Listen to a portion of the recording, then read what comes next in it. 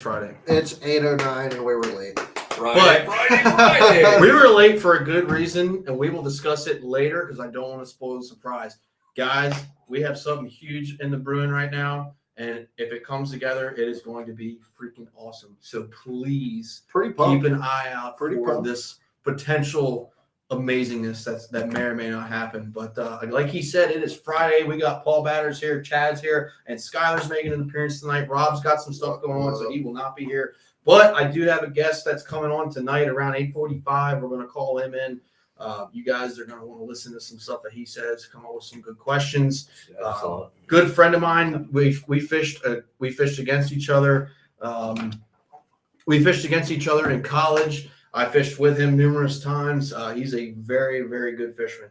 Probably in the top three, if not the top guy on Smith Mountain Lake when it comes to bass fishing. So, and Smith Mountain's a pretty sizable bass fishing community. So definitely want to hear what he's got to say. So wait, so where exactly is Smith Mountain Lake? Smith Mountain Lake is Western Virginia. Yes, and it's got some serious. Like the weights at Smith Mountain are comparable to the weights that we fish. I feel like we need to go there. It's a cool place. It is very cool. It's a highland reservoir. It's springtime down there. Big bags to win, 25 pounds. Yeah, oh yeah. Imagine Lake Anna, but with fish in it. Well, I hear you talk about. Well, it takes like 28 pounds to win on Lake Anna in spring, right? Yeah. So I mean, those guys down there hammer. My PB largemouth and smallmouth are on Smith Mountain Lake. I've fished it a lot in college, and it's got big fish in it, dude. Like I've never done well there in tournaments. But my biggest fish ever, my biggest largemouth ever was caught there. My biggest bag ever was caught there.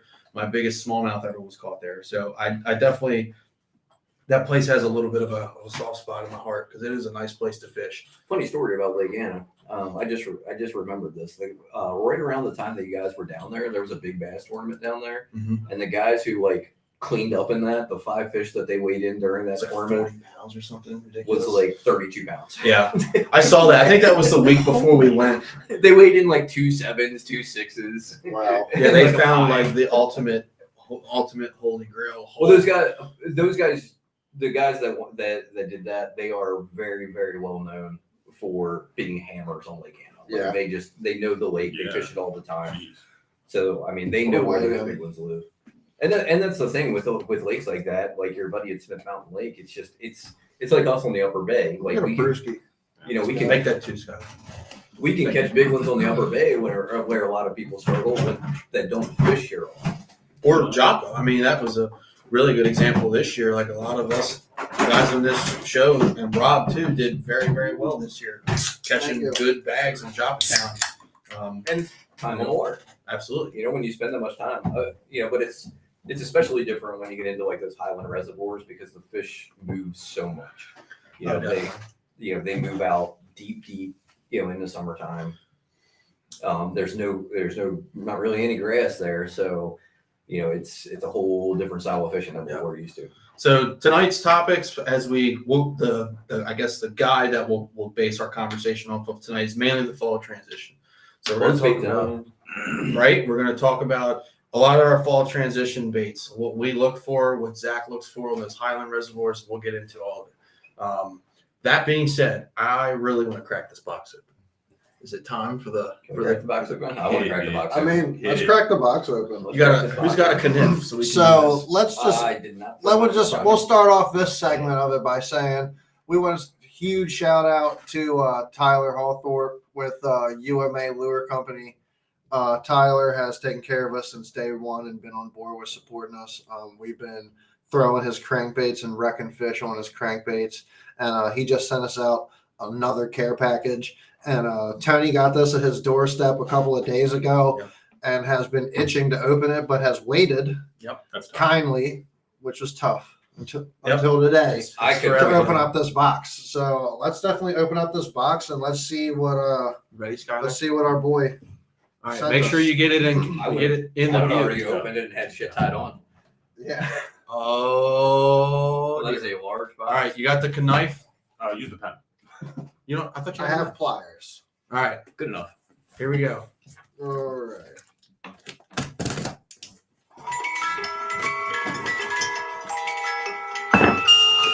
If you know what that's from, 10 points for you. I've been waiting all night for that. I feel like I'm gonna get like elbowed in the face. Dude. Don't touch towards me. All right, Here we go. we'll just randomly grab It's like stuff a out of big it. FU in there. It's a pile of dog crap. Just hold it up. Oh, no way. Oh, Okay. these are tight. No way. Oh, some sweatshirts. Dude, That's get what I'm out of talking here. about. Oh, these are sick. Whoa, dude. Tyler, you have outdone yourself. my No friend. way. Chad, Oh, watch guys. these beers, buddy. I'm gonna put your beers up here. Tyler got us with some UMA Lure Company sweatshirts. That's absolutely These are tight, dude. These are so if you how soft that Oh is. my god.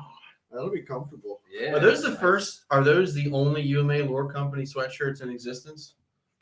I'm sure Are there they're other not. ones? Well, no, I know. I'm sure I've Tyler seen has. Tyler wear one of these Okay, before cool. Sick. in a picture. I like how light. It's light. Like I like it. Yeah, Yeah, like that's that's nice. awesome. That's It's got like a nice fleece lining. Yeah. that's a Oh really my nice- goodness, really it's nice. soft. Yeah. There's That's nothing high else in the quality. box, so we're just gonna leave it back there. Okay. What else is in there? Is That's there like anything else? equivalent to getting the rig. Oh, there's something. Oh man, good catch, Chad. I didn't even realize that. Oh shit! We got the UMA C pop. Pull one out here. So Oh my lord. So this Hold is a- up. Don't forget to mention that this is in the UMA Lure Company custom Bass and Beer radio color. That is. Dude, Tyler really hooked us up. So that's a balsa popper. Dude, that is sick. I got the fish. Man, I got to fish these last weekend. I'm speechless. They're nice. I didn't catch anything on them because I couldn't catch anything last weekend. It except for wasn't the bait. except for the 4 1/4 I call punching. That was That- kind of cool. Dude, that is nice. That's awesome. gorgeous. Holy shit! Yeah, that's beautiful. I love that paint job. I know. He does such a good job. Yeah, wow. Nice foil wrap paint job still too. Wow, dude, that's awesome. Tyler, thanks again, man. Thank you so much, Tyler. Tyler from UMA Lorco has definitely hit us up, and I know we've all been fishing his baits now a lot this year. Me and Skylar are going to get a chance to throw some tomorrow. We're going to take a shot up at Conowingo for the big brown smallmouth. So we'll see if we can get some UMA brown fish in the boat. Have fun with that. Oh, we're Oh, gonna. the we're weather? gonna- It's supposed to be blowing, raining. It's gonna be perfect. That's when I'm It's going telling to you. be disgusting. So, real quick on that, and I said that when I told a couple guys at work I was going out fishing tomorrow, they're like, "What's the matter? You didn't look at the weather?" John Jedry in the club, and for those of you guys that know John, John's a very good fisherman in this area. Older guy's been around, fished for years, right? He said, "Go back and look Such a sick at your comment. pictures of your biggest fish. When you have those days where you come in with them 20-pound bags or those really, really good fish, look at what you're wearing in those pictures." So I did.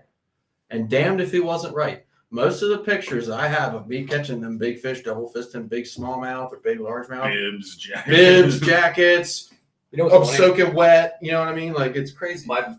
Every one of my 20+ pound bags, bright and sunny out. Really? No Yeah. way. Yeah, not for me. I think every 20-pound bag I've ever caught has been good weather. My best is the same thing, dude. Bibs. Yep. Every fish I've ever caught except for one, not including Florida. So every fish I've caught locally, except for one that was over 6 pounds, I've been bundled up or soaked. Like, I could go back and look. I did, because I went back and looked. That fish, the biggest fish I've ever caught, 8 3/4 at Smith Mountain Lake. Dude, I was like in 500 layers of fucking clothes. Gust Like- up to 36 tomorrow. Have fun, guys. What time? All day. I fished in it before. Yeah, the first tournament I ever fished out of my champion, my first bass boat, first tournament I ever fished, I fished a club tournament on the Upper Bay, caught 22.5 pounds, and perfect weather. I mean, the weather you couldn't add. I mean, Not it too was bad. like it was early April, it was like 65 Oh, degrees, so it's perfect, sunny. Just like a beautiful day to be out fishing. It's just like a little chilly, but it was like that first one. When I caught that 22-pound bag of smallmouth earlier this year, sunny, no wind. Maybe like just like a little bit of a breeze. That's crazy. Pretty much all of my big bags have came when it. A lot of my stuff has been on like windy days. Yeah, mine's on like the worst days. Like some of the days where like my cast just sucked. windy days like- are always good. I mean, like, okay, so I guess like it depends. Like when you're in a john boat and it gets blown around like a leaf, That's true. that's subjective. But some of those harder days where I've had to fish on like windy days, fronts coming in, those have been some of the more I would have loved to went out tonight. amped up days. Yeah. Tonight would have Tonight- been. Yes, tonight would last have night been- would have been a good I was night. out last night. They were pretty fired up. Last night the tide was so blown out. We never left. We didn't leave the 6 mile an hour zone. I mean, it was dumb low. Yeah. Like you could see like 10 feet of bank. Mhm. There was only in the middle of the channel, like going out, like we went down to Foster Branch. The middle of the channel only had 3 feet of water in it. Okay. Did you get any in Foster? You don't We mind? did not get any in Foster. I like Foster Branch, but I can't ever really catch them in there. We called Dan, them- how you doing down there, man?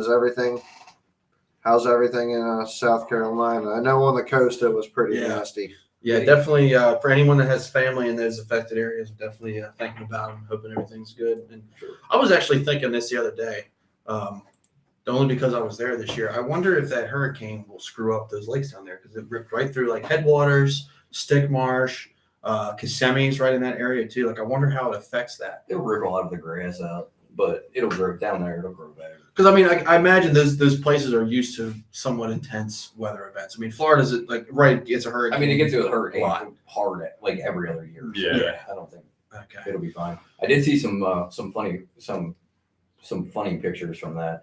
Saw a dude netting a peacock bass in his backyard. No way. Yeah. That's pretty awesome. So that was pretty funny. And then there was this hotel that was the ground floor was flooded, and there's a person videoing a tarpon swimming through the lobby. I saw that. It's like a little tarpon. It's Sick. like a little, like a little baby tarpon, maybe like 2 feet, like 24 inches, just like swimming through the lobby. I was like, I would 100% have cast into that. Yeah, absolutely. Like running up to my room to find a rod.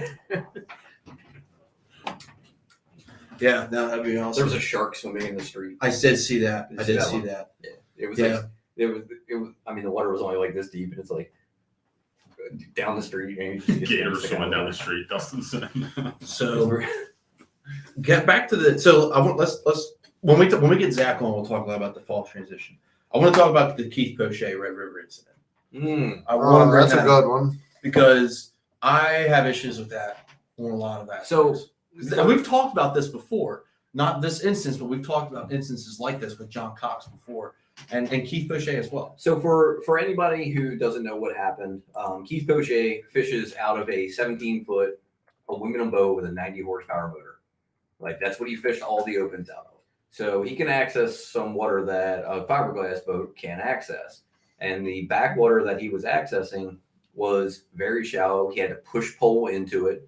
And some people got a little butthurt about it and they protested him, saying that he got out of his boat to push his boat in, which is illegal, which he didn't do. And then on the last day, so in between the second day and the third day, where there's like these riprap berms and there's a couple holes in them, and he was going through one of the holes. Somebody came in and turned up the rocks to try to keep him from getting into there. Mm-hmm. So That's so scummy. That's Like, not what, it really is. it's not what fishing's about for 99% of us.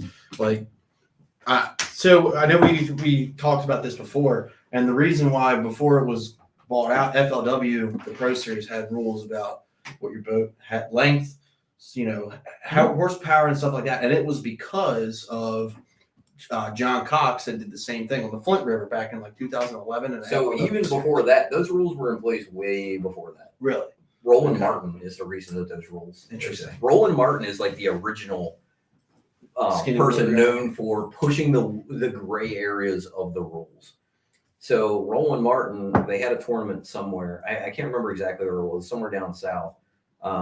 He decided that he was going to fish out of a jet boat, and he ran a jet boat back into this like super skinny water and just freaking annihilated him. And they changed rules because of that. Then they changed the rules to, well, you have to fish out of the same boat through the entire series, which makes that makes sense. Like I'm okay with that rule. But in this instance, like if he fished all three opens out of the same boat. He fishes out of this boat a lot. It's a 17-foot boat with a 90 horsepower motor. I hate Randy Blackett, and I will say that without prejudice. Like I do not like the guy. he made a very good point about this situation where the electronics on most of these guys' boats cost more than Keith Poche's boat. Oh, 100%. Like, 100%. so how can you be angry at him when you have $30,000 in electronics on your boat and he's fishing out of a 17-foot aluminum? I mean, he's at a disadvantage to getting to spots first. Right. He's at a disadvantage, like you were just But saying. he with your turns John that boat. into an advantage. Well, what I'm saying is he's at disadvantages for like wind, stuff like that. I mean, It's like Chad fishing his John that's what boat. I'm saying. He ran to the gunpowder in the open up here from the northeast. It took him over an hour to get there. Right. I can run from the northeast to the gunpowder in like 35 minutes in my boat. My boat's not that fast. Yeah. So from Dundee anyway, it takes me about 35 minutes to get to the flats. So, maybe 40 minutes. So I think he said it took him like an hour and 10 minutes or something to get to his spot. Like, plus the wind was blowing the first day. He's putting himself at a disadvantage for that. Like, Sure. he's within the rules of because they do have boat length limits and they have motor. 16 foot and 40 horsepower, right? Is it what it is? I think. I actually don't know if there's a horsepower limit. But it has to be 17 feet. And no jet. And No jet steering boats. wheel. Has to have a steering wheel. No jet boats, no tunnel hauls. So you can't have a jet boat or a tunnel haul. And that's because of Hot Defoe, the tunnel haul. Because Hot Defoe runs a tunnel haul, and he won an open on Lake Douglas a few years ago. And he ran way up the river because he can, as he put it, he can run shallower in his tunnel haul than he can in his jet boat because of the way it's designed. It's designed, it's designed to put water into the motor so you can jack the motor way up, and the tunnel haul forces the water up on to the motor. So immediately after that year, they changed that rule because people were threatening. It's a business decision. People were threatening to not fish, and you kind of have to keep the masses happy, right? Understandable. It's a business, so you have to make business decisions. But that is more of a proper way to go about that. If you have an issue, okay, well, I have an issue with him fishing. I'm going to go to the I'm going to go to the organizers and say, hey, I have a problem with this, X, Y, Z. I think this rule needs to change. Nothing. I don't have an issue with that. Yeah, I do have an issue with going out and purposely trying to prevent someone from getting into an area because you don't like the way they fish. Couple things. So I agree with what you said. I think if you have an issue and you go about it the right way, regardless of your issue, that's respectable, right? I feel it's a little bit much to have an issue for a couple of reasons. One, like everybody, if you have a fiberglass boat, if you have like everyone here that has a boat could sell their boat today and go and get the same boat that Keith Pochet has, absolutely, and purchase it. Like you have that ability. Randy Blockett, I know you don't like him, has a aluminum boat for that reason.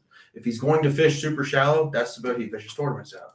So that option is available. It's much more cost effective for us to all go buy Keith Pochet's Gator Tracks bass boat, especially when you fish the gunpowder. I wonder what it's like to have two boats and still not be able to catch fish. Damn, I just went there. Yeah, Randy Black at the douchebag. I thought you were talking about Chad. Chad can catch fish. That's true, Chad can catch. No, Randy Blackett hasn't been relevant since like 2000, and just makes YouTube videos on controversial issues so people talk about him. So, but my point. I hope he catches bass and be a radio. We should tag him in it. So my point is this though, like whether it's a Gator Tracks or not, I see your comment, Craig, but whether it's a Gator Tracks or not, like you have the ability as a professional angler or as an aspiring professional angler to choose what rig you buy. Especially in the opens. Where Exactly. You don't have to fish out of the same boat every tournament. Correct. So if you're going up north and you're going to be fishing like Erie or something, you can bring your 21-foot bass boat and be able to run big water, and then go to the Red River and bring your 17-foot aluminum boat. It's the opens. I kind of agree in the opens. I agree with what Greg said. Run what you bring. Like, who cares in the opens? They have rules in the elites that say you have to fish out of the same boat the same boat or a comparable model, because they made a comparable model clause for guys getting boats in the middle of the season. The boat breaks down. So if you have a 21 Right. foot, well, because of COVID, like there were a lot of guys that they ordered boats, but it took so long for them to get in that they were running their old boat at the beginning of the season. Right. So you have a comparable clause. So if you run a 21-foot fiberglass boat, you have to, and you get a new boat, it has to be a 21-foot fiberglass. Right. You can't drop down to a 17-foot 90 horsepower. Exactly, just because you're going to, you're going to the Upper Bay, or at the end of the year or something like that. That's another thing that puts him at a disadvantage because not every place that I'm sure he fishes on the circuit. He fished all 9. He fished all 9 open, so absolutely not. Right, exactly. So I'm saying, yeah. So like, not everything that he fishes is going to be where he can get. There's like really good shallow spots. There's places where you have to be out in the middle to catch a good fish. I think it's a difference in fishing style. Like I firmly believe that. What did I did on Oneida? Did they catch who did it though? That's the thing. I firmly believe that no matter where you think so. fish, no matter whether, like even the St. Lawrence River in July, you can go catch fish dirt shallow. I just believe that that's You can in always true. August. Can or cannot? Cannot. Not even largemouth. You can get largemouth. Well, that's my point, right? Is if your fishing style is But so 18 pounds of dominant, largemouth is going to get you like 90th place. Sure. Like, it's not gonna help you. absolutely. But my point is, like, if you make that decision, hey, I'm a shallow water fisherman. I'm going to fish shallow. I'm going to commit to this, and I'm going to buy this specific style of boat. You live and die by it, right? Like, I don't agree with. Like the reason I bought a fiberglass boat for a reason. If I wanted to fish dirt shallow, I wouldn't have bought a fiberglass bass boat. I bought a fiberglass bass boat because I run around a lot. Exactly. Yep. And I want to be able to handle rough water. And an aluminum boat's not great for rough water. But I'm not gonna, I'm not gonna complain. Like we fish, our Thursday nighters. I'm not gonna complain because I'm fishing out of a fiberglass boat and. You got River Road Rob in a 16-foot aluminum boat. I mean, that I already drafts done about this much fucking water. I already done prove the advantages of running my aluminum boat the Thursday nighters, where some of the juice I was going to, the bass boats had to go all the way up and around, Right. and I could launch 13th boat We talked and about cut that. straight across Yep. that mud flat and be there before the first boat was even back. What did I tell you in the first tournament? I said you can get there first. If you want to fish there, you get there first. You take it. And so that's what it is. So that's my fault or my issue for a having 3-hour Thursday night Right. tournament. That's a way bigger advantage than it is in like a big for like 3 hours. Yeah, that's Absolutely. 3 hours. Absolutely. tournament? Absolutely. Yeah. 3 hours. And I don't care.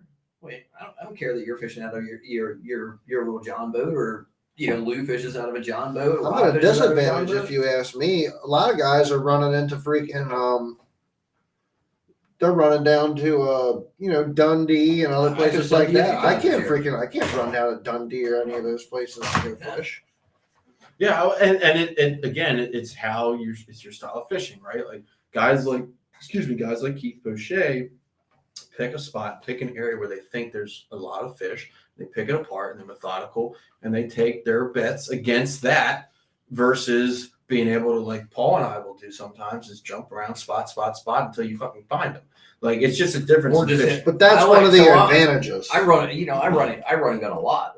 I don't camp on an area hardly ever. I'm going to this. I'm going here. Sometimes when I'm fishing grass, if they're really into grass, I will. But I'm going here and trying to catch a 4-pounder. Then I'm running to this dock over here, and I'm going to try to catch a 4-pounder off that dock. Then I'm running to that dock. I'm going to try to catch a 4-pounder off that dock. Or if I'm fishing docks, when I fish docks, I am trying to flip as many pilings in a day as I possibly can.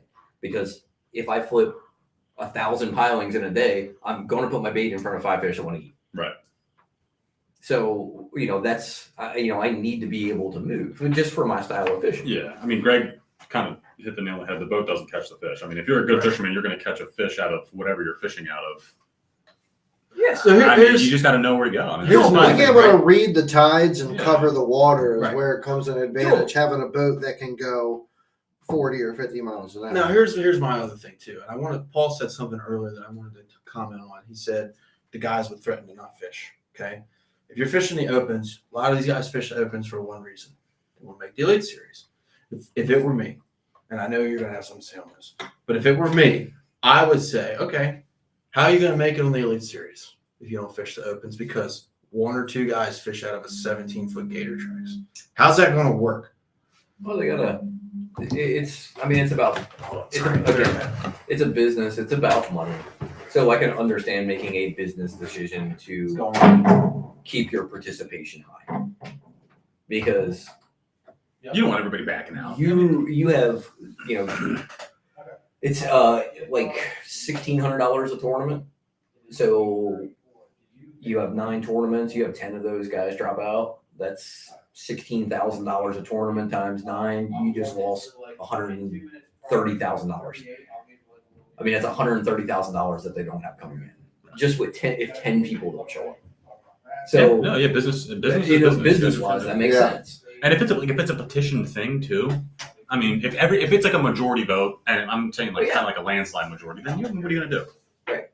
I mean, you have to be able. You have to listen. You have to listen. I mean, I would say even if you have more people complaining than are using those, it's probably going to be again, people have to realize, and I think a lot of people are, especially a lot of people who grew up with Bassmasters in like the 80s and 90s.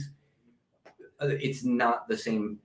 It's not the same as it was then. It's a business. Like back then, it was just kind of like a side gig for people. Like people had jobs and they fished in those when they had off time. Right now, you're fishing for a job. You had 4 or 5. You had 4 or 5 people. You had like your Bill Dances and Roland Martins that actually fished for a living. Your Denny Browers and things like that. You had very limited. Now you have 100 people that are strictly doing it to fish, right, or to make a living.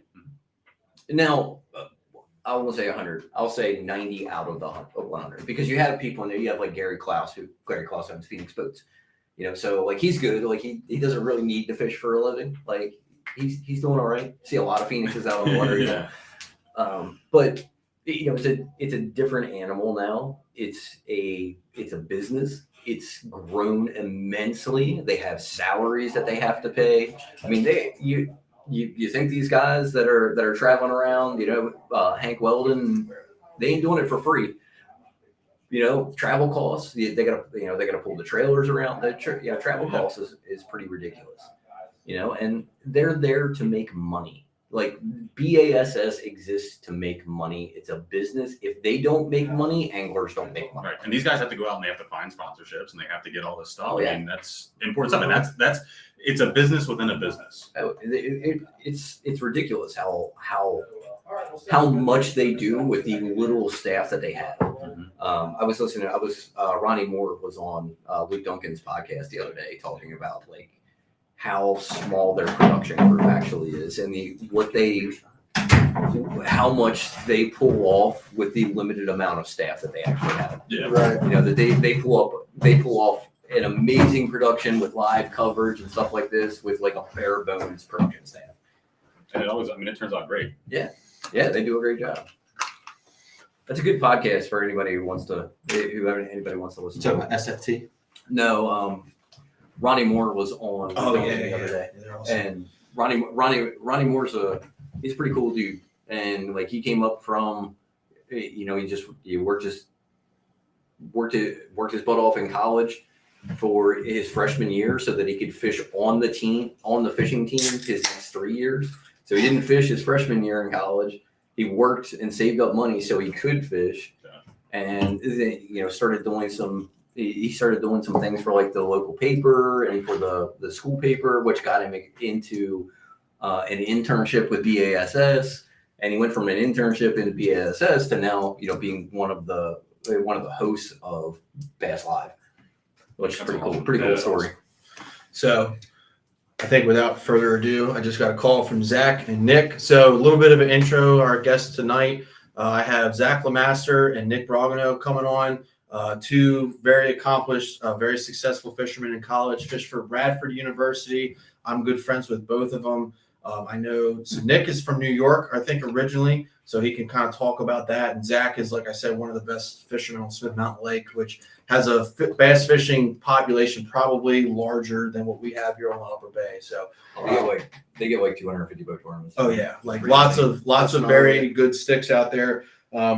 Excuse me. So we're going to have these guys come on here any minute.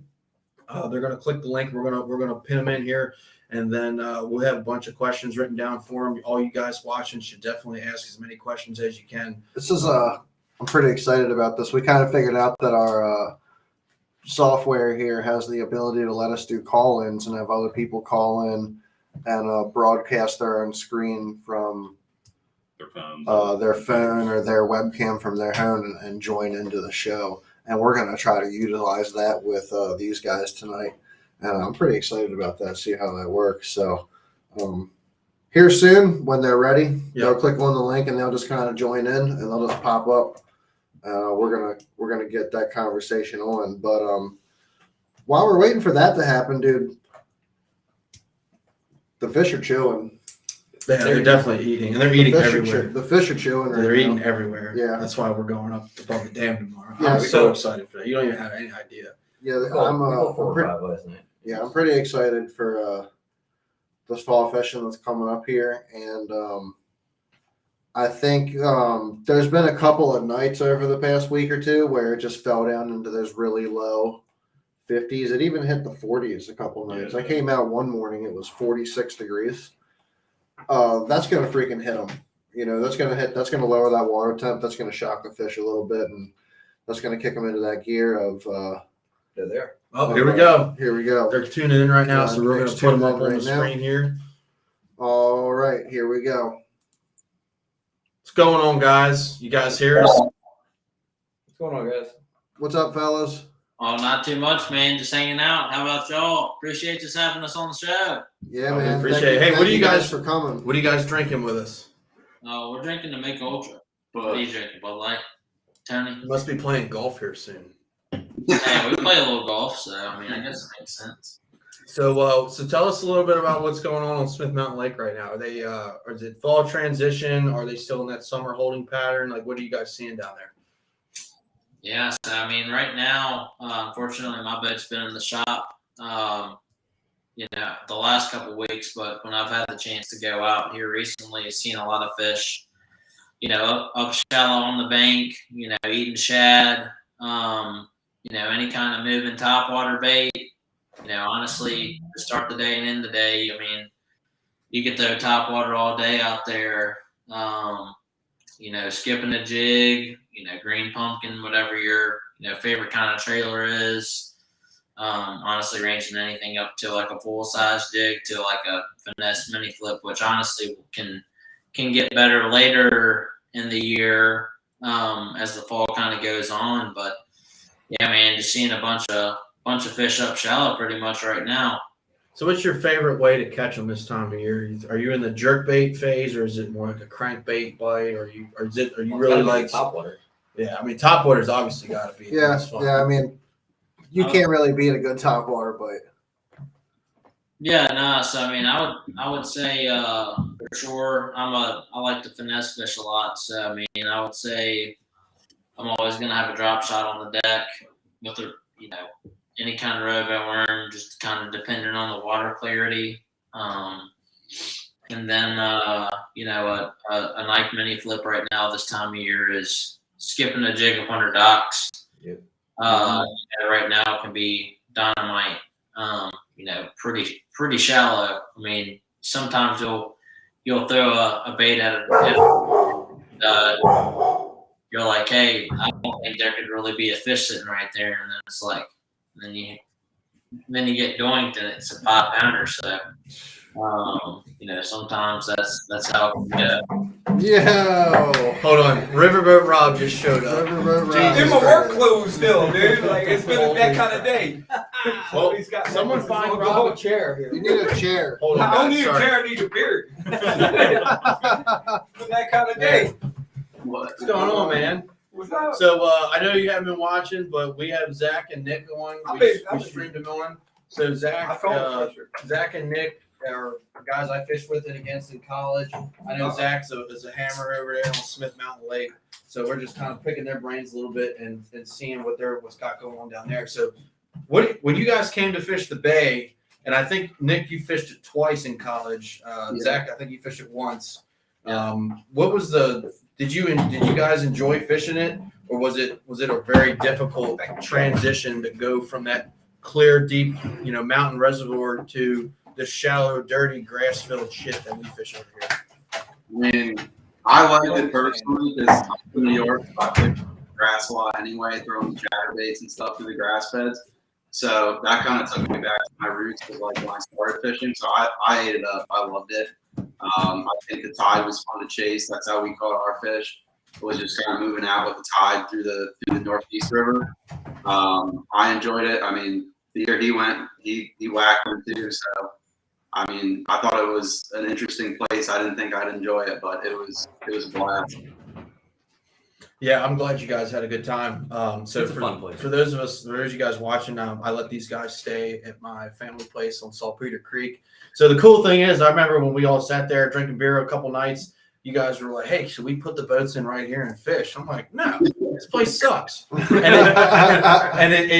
I never really caught them there, and probably the last 2 years, I've actually done exceptionally well there. So I apologize if I kept you guys off of any fish, but I've actually caught nice 3-4 pounders right across from where the house is. I remember walking in the backyard and I thought I hung a freaking giant bass, and I caught a catfish on a drop shot. Like a 10-pound like blue cat or something stupid like that. Dude, those damn catfish are loaded up in that place. Yeah, it's crazy, and they'll eat anything. Oh, yeah. So frogs, you get frogs, chatterbaits, everything.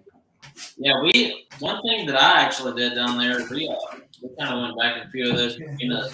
We kind of walked the drop shot game down there. And, What was that again? We have an extra headset.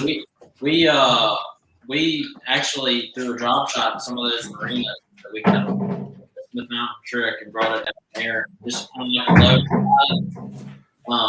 There was a couple marinas. I know not Tidings Marina, but I guess one of the marinas right beside Tidings. And then one of those marinas up in the Northeast on a low tide. We ended up actually catching like a bunch of like crappie on a drop shot and like perch. My one memory about the day was we just caught I think I foul hooked a 30-pound carp on a chatterbait, like something just retarded. Like I swear we caught like every species down there under the sun. I think we ended up catching 8 to 10 different species, which was really cool, honestly. That's something I drop shot a lot up here, so that's something that's near and dear to my heart. I've won a lot of money up here on the Upper Bay with a drop shot. So I'm going to hand the pad to Rob here. So I apologize because Rob doesn't have a headset, so he can't hear because we didn't think he was coming. I have no idea what we're saying. So do you mind asking them the second question I have written there? We're talking about fall transition. Nobody can read your handwriting. What the hell does that say? It's not that fucking bad, guys. Funny fish on funny spots. Jesus Christ. My handwriting's not that bad. You ever catch any funny fish? I got it. So when you're in the fall, are you looking for, when you're out like pre-fishing for a tournament, are you looking for fish specifically, or are you working for different spots? Oh. But do you find them first, or do you go to a spot and fish it and see if they're there? So honestly, scanning for fish? number one for me in the fall is going to be bait. I don't have speakers. When I come out, I'm looking for bait. So that's like, a lot of times this time of year, those shad, they obviously start moving into the back of the creek. So, We'll go like this. I look for a lot. First thing in the morning, those shad balls come up to the top, and it almost looks someone's like, grilling like a burger on like a frying pan or something like that. It looks like they're like boiling at the top. I mean, you guys have seen it. Definitely. Just look for a lot of schooling fish in the morning. And, we kind of later in the day tend to use forward-facing sonar.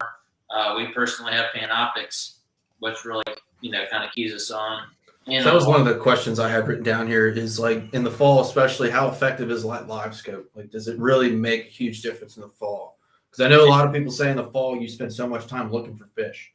Here, we don't really have that issue because a lot of it's telling, right? You find grass this time of year that's green, there's going to be fish in it. Like, you find hard cover this time of year because it's somewhat limited, you're going to find them. So for you guys, is that live scope a huge deal, or can you get away with not using it? Yeah, you can definitely get away from not using it because, this time of year, those fish are moving to shallow targets. You're going down to a crap bank, you see it, if you're in the back of a pocket, a lot of the bait starts moving to the back and you see a blow down right there, a lot of those targets that are, pretty obvious targets, like a blowdown, for example, flip a jig in there, you're going to get bit probably. But you can definitely utilize the shallow game, and that's the way that a lot of guys win tournaments still, this time of year. But there's a lot of guys that do well, even using the Panoptics to chase fish because they're moving so quick this time of year. You can have usually a good bait on the front of the deck to have ready to throw at them. A swim bait on like a ball head. A jerk bait can be very good. Top water bait. Usually a couple baits that can work very well this time of year. So with live scope, are you using that to utilize like the fish that are kind of suspending in like you were talking about going back into pockets? I know, a lot of times you get a lot of bait that suspends in the middle of that pocket, which before forward facing sonar, it was kind of hard to target the bass that were after those bait. Are you using forward facing sonar to kind of target those bass that are away from those obvious targets? And, out there in the middle. Yeah, a lot of the time that is the case. Those bass that sit off points and eat shad, and you can even go on the main lake a lot and kind of target those fish that sit off a little bit off those shoals. I mean, you can at Smith Mountain Lake. I mean, you can pull up to a spot, sitting in. The cool thing about it is you can still fish, putting your boat in 30, 40 feet of water, throwing to schooling fish, coming suspended up out of those, really deep water depths, which that's where that forward facing sonar, not only in the backs of creeks when you're fishing those targets, you can kind of pan around and see what's going on and throw to them that way. But as I just mentioned, that's another good way to, target school and fall bass with forward facing sonar. Makes sense. Yeah. How shallow are you guys actually running your forward facing sonar? Are you identifying fish on laydowns and stuff in 2-3 feet of water with forward facing sonar? Or is that more, you're pulled out, you're identifying fish sitting on dock pilings and 6-8 feet of water? How are you are you utilizing it the most? It's usually, either submerged brush piles, depending on the depth. Sometimes anywhere from 5 to 15 feet, sometimes even up to 20. And then also as well, trees that come out off the bank like blowdowns that come out, drop off deeper. You can target those. Usually you can see fish in the shallower kind of like log jam looking places, stuff like that. Small laydowns, twigs. You can see, but usually those fish, sometimes can be hard to spot with Panoptics, and you can usually just see them with your own eyes and that kind of depth. But it's usually mainly used probably more out in some of those deeper places, deeper brush piles, deeper docks, pylons. Channel markers can also be a good place to target and pattern. I don't think I would ever think to stop and actually pitch a channel marker. Channel markers are But big.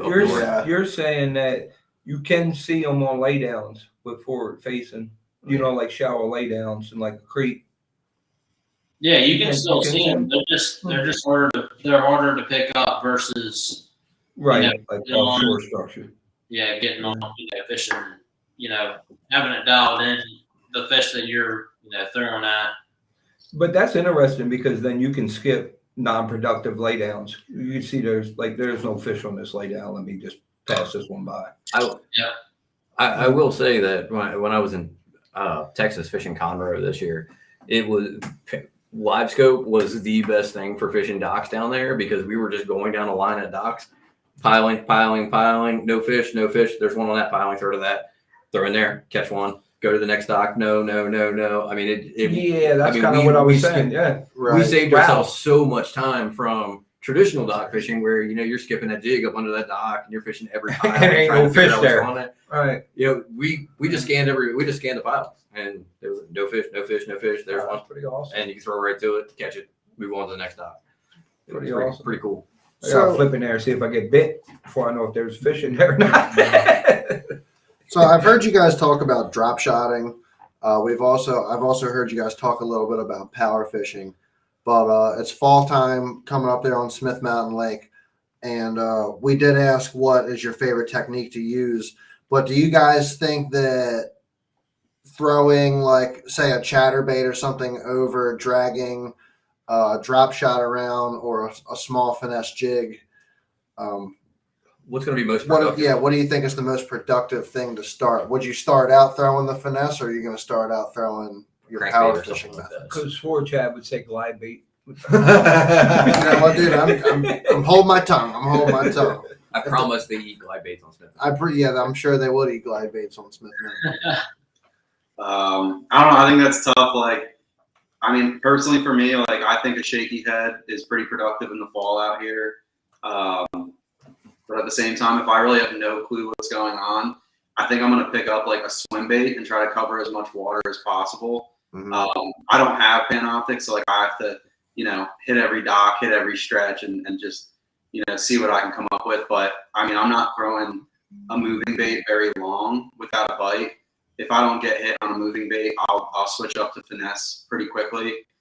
Just because if they're lethargic or they're in a transitional period where they're going to be finicky, I'd rather at least get a few in the boat and resort to a shaky head or something like that, rather than getting skunked and trying to power fish, when it's just not the bite. Now, are you gonna swap back and forth? But between you're throwing the finesse, you get a few bites on the finesse, or you in between targets, you're gonna pick up that swim bait or crankbait, in between those targets to cover some water. Yeah, I mean, I think with a crankbait, that's definitely something like you utilize between, like, if there's like a long stretch of like hard bottom between docks, like you're gonna utilize the crankbait. Yeah. But like with docks are everything at Smith. Like, it's the most obvious like form of cover there, but they're money like most of the year, and like you can throw a swim bait under the dock alongside the dock.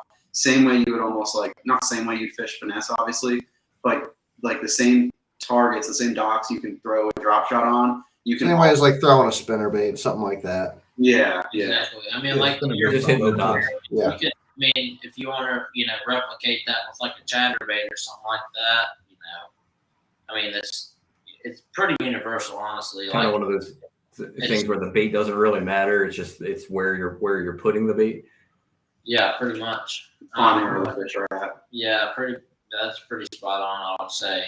And I mean, I personally like to throw a crankbait this time of year too. Up on any kind of riprap. Anywhere that those fish are pinning those shad. It's usually a good target this time of year. Like a medium dive, like a DT6. Yeah, I was gonna say probably anywhere from a square bill up to like a DT6 to DT10. I usually like to have one or both. I mean, usually both tied on, just to kind of be able to cover both kind of water columns. I want to say before, I know these guys have another question, but before we get off the subject of crankbaits, I gotta like bust your balls a little bit for telling guys in my club about that fucking rock crawler. It's pro rock crawler. Yeah, because it's a beast. I went to Lake Newmall with one of the guys last year and took the guy in my club, Kevin. And Gave up the juice. These guys are throwing these rock crawlers, and I'm like, fuck that, I don't need that. I got a DT6, and I didn't catch shit. They're like, dude, I got like 17 pounds on a rock crawler. They said the rock crawler outfished the wigglewort, they said. So Kevin in the club goes out and buys. Can I get 1, 2, 5? Kevin in the club goes out and buys, every rock crawler ever created, and he's like kicking my ass now in Conowingo with this damn thing. I'm like, yeah, rock crawler is a beast. Now that it's the answer to the wigglewort. Now that the cat's out of the bag, Tony, if you ever see my springtime box, I got a 3,700 deep box that's 3/4 of the way filled with rock crawlers. Yeah, the peanut too, because the peanut is the W for square bill wise. The peanut is the WEC. It's the mutt. It's the old school mutt just remade by Cliff Pace.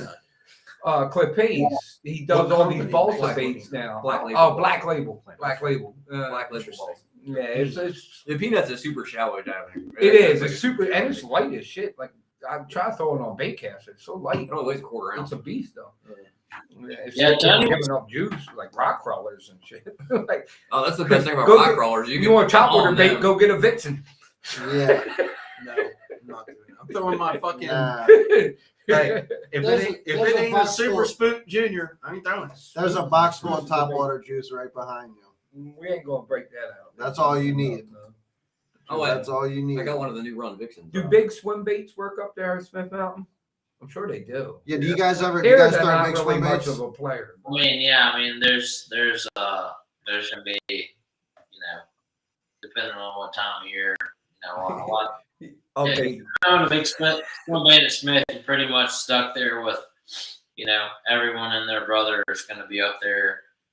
This time of year, right now, this weekend is the Big Bass Tour tournament, and you can Everybody's up there throwing. pretty much bags. guarantee that is it a mag draft? Is that it? a lot of people are going to be throwing a mag draft and baits similar to a mag draft. I mean, that's just what. A bait similar to mag? Right Is now. that the Guggen? Fuck those Chris intimidating. Aldini? No, no, we're not doing that Guggen bullshit. The rough draft? Good squad, man. I think they're. I don't know what to think about them, man. They're a bunch of I got a question for you guys. What's the predominant forage down there? What kind of shad are you? Are you thread? Is that threadfin down there, or do you have gizzard shad? What's going on down there? It's so there's big gizzard shad, which where that kind of plays throwing that big swim bait from time to time when it's when they're up shallow ready to eat. There's alewives, and then there's blueback herring, which tend to move a lot, which can really make it sometimes interesting to find the fish. Those blueback herring move around a bunch, so you sometimes find yourself moving around with them from time to time. All right, yeah, I got a question for you. Do you guys tend to Yeah. target smallmouth primarily in the fall?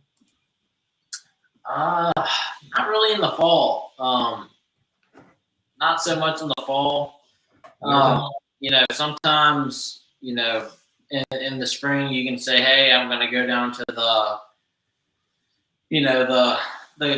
the area that's closer towards the dam, the clearer water. You can say, hey, I'm going to target smallmouth, but the fall, the fish the bait moves around so much. Like I said, the blueback herrings, the popular forage there. So, a lot of those fish are kind of unpredictable, honestly. Or like I was saying, you can find fish out on shoals, on top water. You can find them in the back of a pocket, 6 inches of water on a blowdown that you wouldn't even think there would even be a possibility to be a bass on. But this time of year, it's usually just kind of run and gun kind of thing. Smith is kind of So is that so with the smallmouth thing, like up here, I know there are certain times of the year up here, like he's kind of said in the spring, like on the bay, like I can catch a 20-pound bag of smallmouth without too much trouble. Must be nice. Is there a certain time of year that you would target smallmouth versus largemouth? I mean, up here in the spring, I can catch a 20-pound bag of largemouth and still lose. So it's not even sometimes not even worth catching. But is it ever worth going after those smallmouth down there? I mean, to win a tournament off of, I mean, it's if you want to kind of guarantee yourself cash in the check, you can. I mean, if you want to, on Smith Mountain Lake, you're always going to need a 20+ pound bag of fish to win tournaments. I even fish a lot of the, the night tournaments at Smith Mountain Lake. There's a Tuesday nighter, even a Thursday night series, a Friday nighter, Saturday nighter. And I mean, a lot of those tournaments, I mean, there was, I want to say 5 or 6 tournaments where they took a 18-pound stringer of fish with, and 3 to win. Was you saying 18-pound stringer with 3 fish? 3 fish. That night. Yeah. So, Damn. Damn. Yeah. So That's a little bit more than what we got down here. yeah, I mean, it's in the daytime tournament, the smallmouth, the weights can be, they can actually be pretty similar in the day as well. You can cash the check off smallmouth, but at Smith Mountain Lake, they actually just there's kind of a two-pronged approach to this. So they stocked that lake with F1 bass probably going on 5 years ago. So those fish are getting bigger, but I don't think that they're quite up to the point where they're 8 pounds. But I think that the implementation of the bluebacks herring and having 3 different forges of shad in that lake, I think are really triggering these largemouth to get big. So, that's kind of the reason I would say in the spring, yes, you can catch a good bag of smallmouth. I mean, you can probably catch 18, 19. Even I've seen guys in this past spring tournaments I fished were catching close to 20 pounds of smallmouth, but those guys that have largemouth, I mean, in the spring, 24-pound bags of largemouth. So it might be, if I was coming down to fish a BFL or something, it might be good for, points. If I wanted to target those smallmouth, but if I'm not really going to win a tournament fishing for smallmouth. Yeah, I mean, I would say you can catch anywhere from, if you're on some, you can easily catch, if you find an area, you can easily catch 15 pounds of smallmouth up to probably 19 to 20 pounds of smallmouth. But if you want to win, probably not all smallmouth. Yeah. That's the same. It's almost the same up here in the springtime. I fished a tournament earlier this year. I had 21.3 pounds of smallmouth and got my teeth kicked in. even on places here that are like smallmouth dominant, like Conowingo Reservoir, there's a tremendous amount of, especially maybe not this time of year. A bag of largemouth is always going to win it, though. Oh, absolutely. Like not on Conowingo. Not now, but up until probably in that June to August time frame, because you can't fish tournaments on that lake until June 15th. So from that June to like mid-September time frame. It was a note from me. Sorry. From that June to like mid-September time frame, it's you can catch smallmouth and contribute to your weight, but it's almost always you're going to have to catch largemouth. Like most of the guys that win those tournaments in the heat of summer up there, even though that's a dominant smallmouth fishery, always have largemouth. So it seems like it's similar. Summer's up there, but the difference up there is in the fall. Like as soon as like the end of September hits, it's all smallmouth. Mm-hmm. Like you don't even bother with largemouth anymore because it's What, so much, Conowingo? it's so much easier to catch a big bag of smallmouth up there than it is. But the largemouth fishing gets good in the rivers because they start moving back in the creeks and they're shallow and they're just But you can catch a 16 bag up there. A 16-pound bag of largemouth is huge. Yeah. But you can catch. I mean, it took 18 and a half, almost. I think 18 and a half pounds of smallmouth to win last weekend up there. really. So the smallmouth.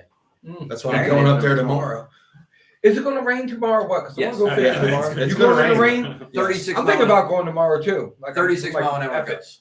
I haven't been able to get out. Like Just- F it. just Fuck that hurricane. Yeah, fuck that hurricane. I won the tornado tournament. Might as well go fishing tomorrow too. 36 mile an hour gust tomorrow. That's all right. Going fishing. Fuck that. Yep. So That John boat is a kite. you guys obviously fished a lot in college. I know Zach, and I apologize, Nick, if I'm backdoor insulting you here, but did you also fish the national championship too? Yeah. If so, how many times? So these guys both, for those of you that are watching, these guys both got a chance to fish the FLW national championship. So Nice. they've been on some big stages. We fished the Open together at Kentucky Lake, I think twice. So we've all kind of come up through the college series together. Like for Rob's sake, these guys were at Radford. It's about 2 hours away from VMI, so I knew these guys growing up. But so, what was your experience with fishing that? I imagine that's probably the largest tournament you guys have ever fished, right? Like, what was that like? Yeah, so I've fortunately fished too. I will say my first experience, they put it on the Red River, June time frame in Louisiana. Fish the Red River. Water temp about 95, 96. I will tell you that's probably the worst experience I ever had in a bass fishing tournament. Was that just because of the fishing, or was it the tournament, or just the combination? You didn't have a Keith Poche issue, did you?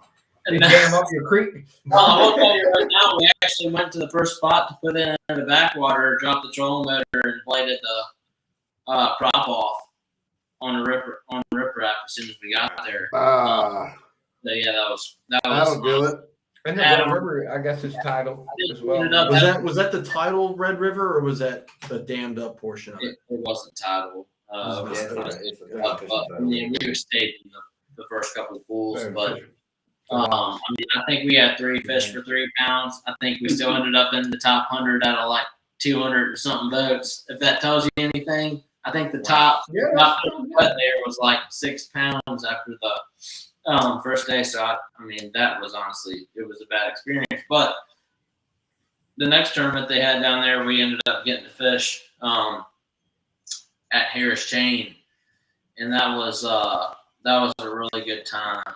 I mean, you could basically catch them any way you wanted to down there. I mean, punching, flipping pads, throwing a chatterbait in grass, grass beds. What time of year was that one? That was in like February, January. It was during the spawn. It was during the spawn. February, I think, into February.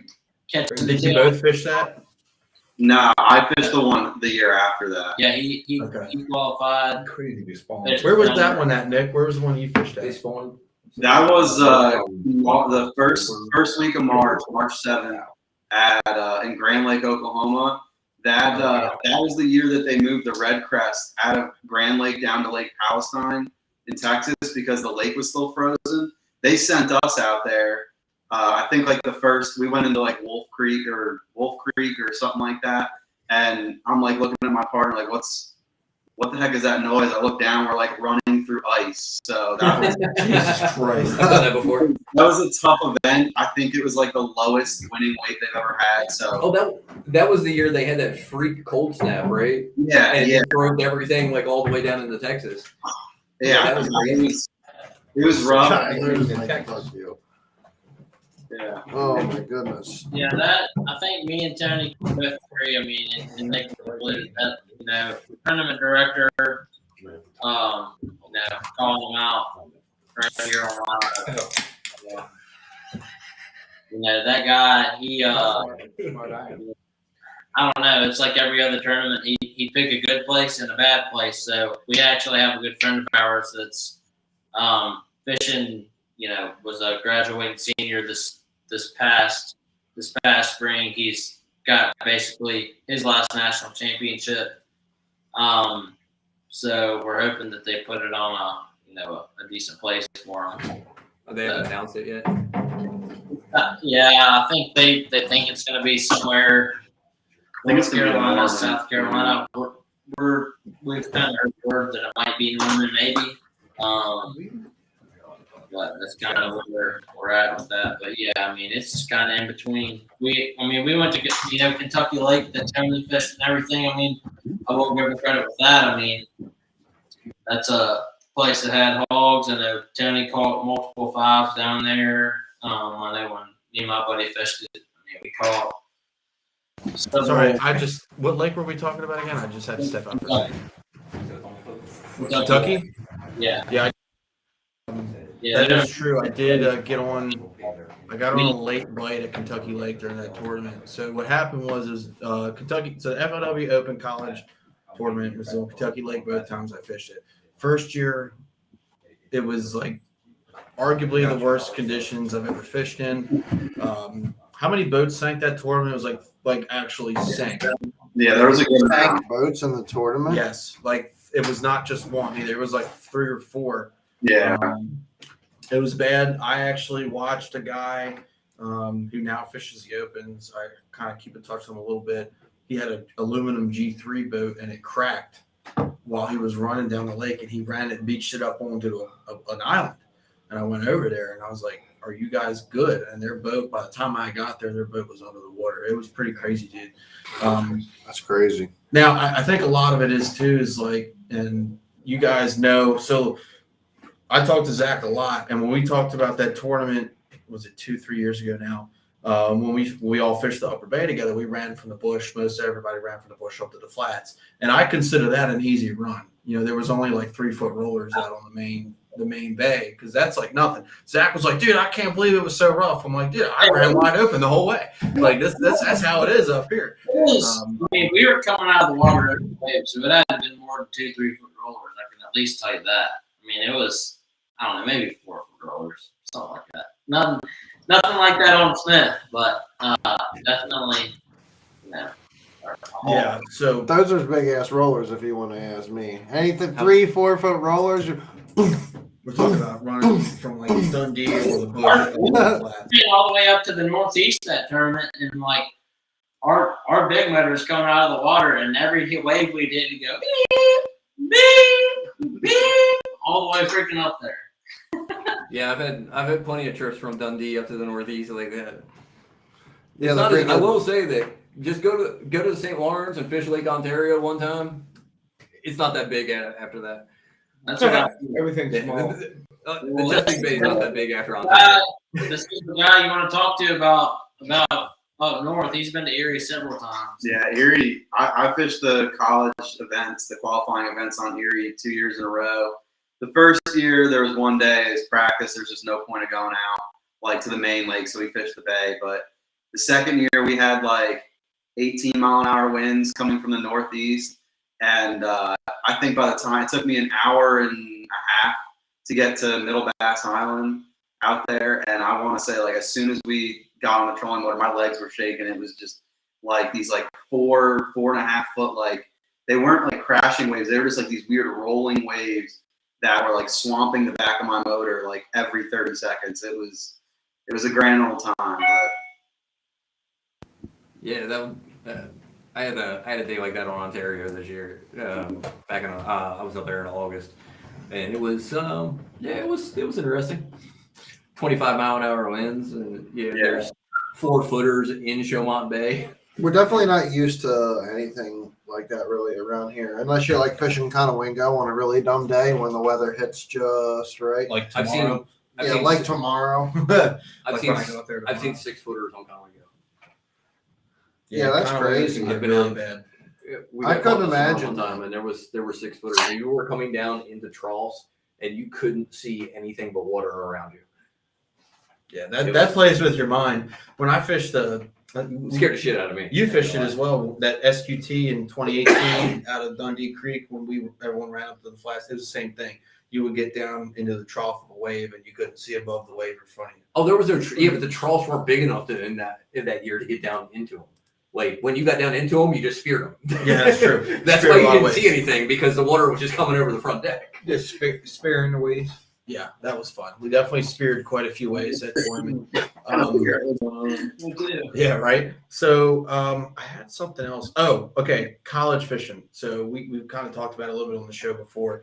So do you guys still stay up with it? I know you guys were were you both presidents of the club at different times at Radford? Do you stick up with it or do you stay involved? I mean, what's now? What's up with the college series? Because I know that FLW is taking over and all that other, or is sold. Good point. They just made some big changes to the college series, didn't they? Yeah, no, I never was the president or whatever. I mean, I kind of did actually the recruiting part. I usually, the Smith Mountain Lake tournaments, we'd get the team over at my house, and everyone would kind of stay kind of thing. Kind of Nick was the president for a couple semesters, a couple years. Zach's the type of dude, and Tony, you know this just from meeting him at Kentucky. This dude never meets a stranger, so he did a lot of he was like a very important part of building the team, and we had a club side of it too. So he really was like a huge part of the expansion of the club. And then once he graduated, I had seniority, so I just ended up I ran for president, did that. But I mean, we both I think played a pretty large role in what it became. But unfortunately, I'm sure I don't know if you guys keep up with it. We still do. We still support the guys who are working hard to keep the team afloat. And unfortunately, right now with the way the MLF schedule is for the Abu Garcia college fishing, they basically did a pretty. We don't agree with it. Just an injustice to the whole Northern series, all the Northern schools. I mean, the closest tournament's in South Carolina for them, and it's it just takes away a whole nother realm of fishing. So we're trying to like keep up with the guys and see what they can do to like fundraise to afford that kind of travel for college kids. But I mean, it's right now it's kind of up in the air. Yeah, so I read a little bit about that, and there was what is and then I think the next closest one is what, like Kentucky or something. They've got Gunnersville. They've got Lake Murray, I think it is. Yeah. And then after that, it's like Lake of the Ozarks, and it's just, I mean, you're running instead of being able to fish like 4 northeastern events, you're down to like 1 southeastern and like 2 southeasterns. Yeah, and that kind of, honestly, what me and Nick were actually talking about the other day, that kind of really cuts off those people that are, and to Nick's point that he was telling me, because I didn't really know anything about it until, Nick actually talked to one of his friends that, knew something about it, and then Nick told me, but, those people from, Penn State, Ohio State, Adrian Collins kind of people, Smith Mountain Lake used to be that tournament that would be kind of like a neutral place for the people from like the southeast. I mean, hell, if they wanted to come fish it, they could come up there, and then the people from up north would come down. Somebody in the Midwest, they can, or Kentucky, Tennessee. Maybe a little bit more west, depending on if they want to come or not. Can come to Smith. That tournament just basically got deleted. So yeah, I think the whole Northeastern Conference was. I think it played an important role where it wasn't just like landlocked lakes and stuff like the Bay. That really like threw a curveball. We knew luckily, we knew Tony, and we had resources where we learned the tides from the Chickahominy River, the James River. So you learn how to fish that, but it creates a lot of diversity and whatnot within the fishing world for college kids, and not having any like title events is just kind of like, that's a part of fishing. They just up and got rid of it, unless you want to drive to California, which I don't know about you, but I'm not driving that far. So I remember in 2020 when the last college tournament I was personally eligible for, I was on active duty and I couldn't fish it because I was away. And I remember talking to you, Nick, and a couple other guys on the team, and you both qualified for the top 10, qualified for the championship. I was so pumped up watching that weigh and watching you guys go in there and catch them, especially Chris, because I had told him some areas in the Gunpowder where I fish, and it was cool to watch him go there. And I think he got, what did he get, 3rd or 4th in that tournament? And it was, it was a situation where I wasn't as well versed in the Gunpowder as I am now. And I told him, look, man, if it were me, screw that running up north. I would sit right here and I would fish it all day. And I'd just go back and forth. And that's what he did. And it was cool. And I know you guys had a really nice finish too. Did they fish the Gunpowder as well? Chris kept that to himself, I think, because I was like, hey man, we're thinking about hitting it. He's like, no, it looks fishy. I don't think there's much there. And then he slaps him. But we had already qualified at Smith, me and my partner Jackson. So we weren't really like, we want to give him his space anyway. It was like, it's all you do. Like whatever you want to do, just make sure you qualify. So we just ran up the Northeast, just kind of like what Zach did. Chris was Zach's partner. Y'all were fishing. We were hitting the spots that they were hitting, and then we found a couple other areas. Y'all ended up coming 5th. We got 5th, and Chris got 4th or 3rd or something like that. The whole tournament was pretty close. I'd say as a matter of like ounces between spots, and then you had Adrian that had 1st, 2nd, and 3rd, because that's just how it goes. But all the out of towners fish. It's funny because it's hard to. I think the reason for that is because if you are an out of town fisherman, the Northeast boat's the best, right? Because it has the riprap, it has the docks, it has a little bit of grass. It's kind of got something for everybody. And it has 4,000 tournaments a year going out of it, and it constantly gets replenished. When I fish all the fish go to Northeast sometime during the year. When I fished the college tournament in 2019, I got on a sneaky bite. Not really a sneaky bite, but it was a good bite in the back of Northeast. And when I didn't see anyone practicing it in college, and or in practice on other college teams, and when I got back in there, I was like, including us, everybody. I got back in there during the tournament, and there was 3 or 4 boats in there, and it's one of the little cuts right by Northeast, right? Very small area, and I'm like, damn. Yeah, I'm pretty sure It's I know what you're talking about. There's like way too many people in here, so I go in, and there's other boats in front of me, and I said, hey, you guys have been here, you know, do you mind if I fish these 2 docks? I'm like, please say yes. The only 2 floating docks in there, the ones I've been catching them on, right?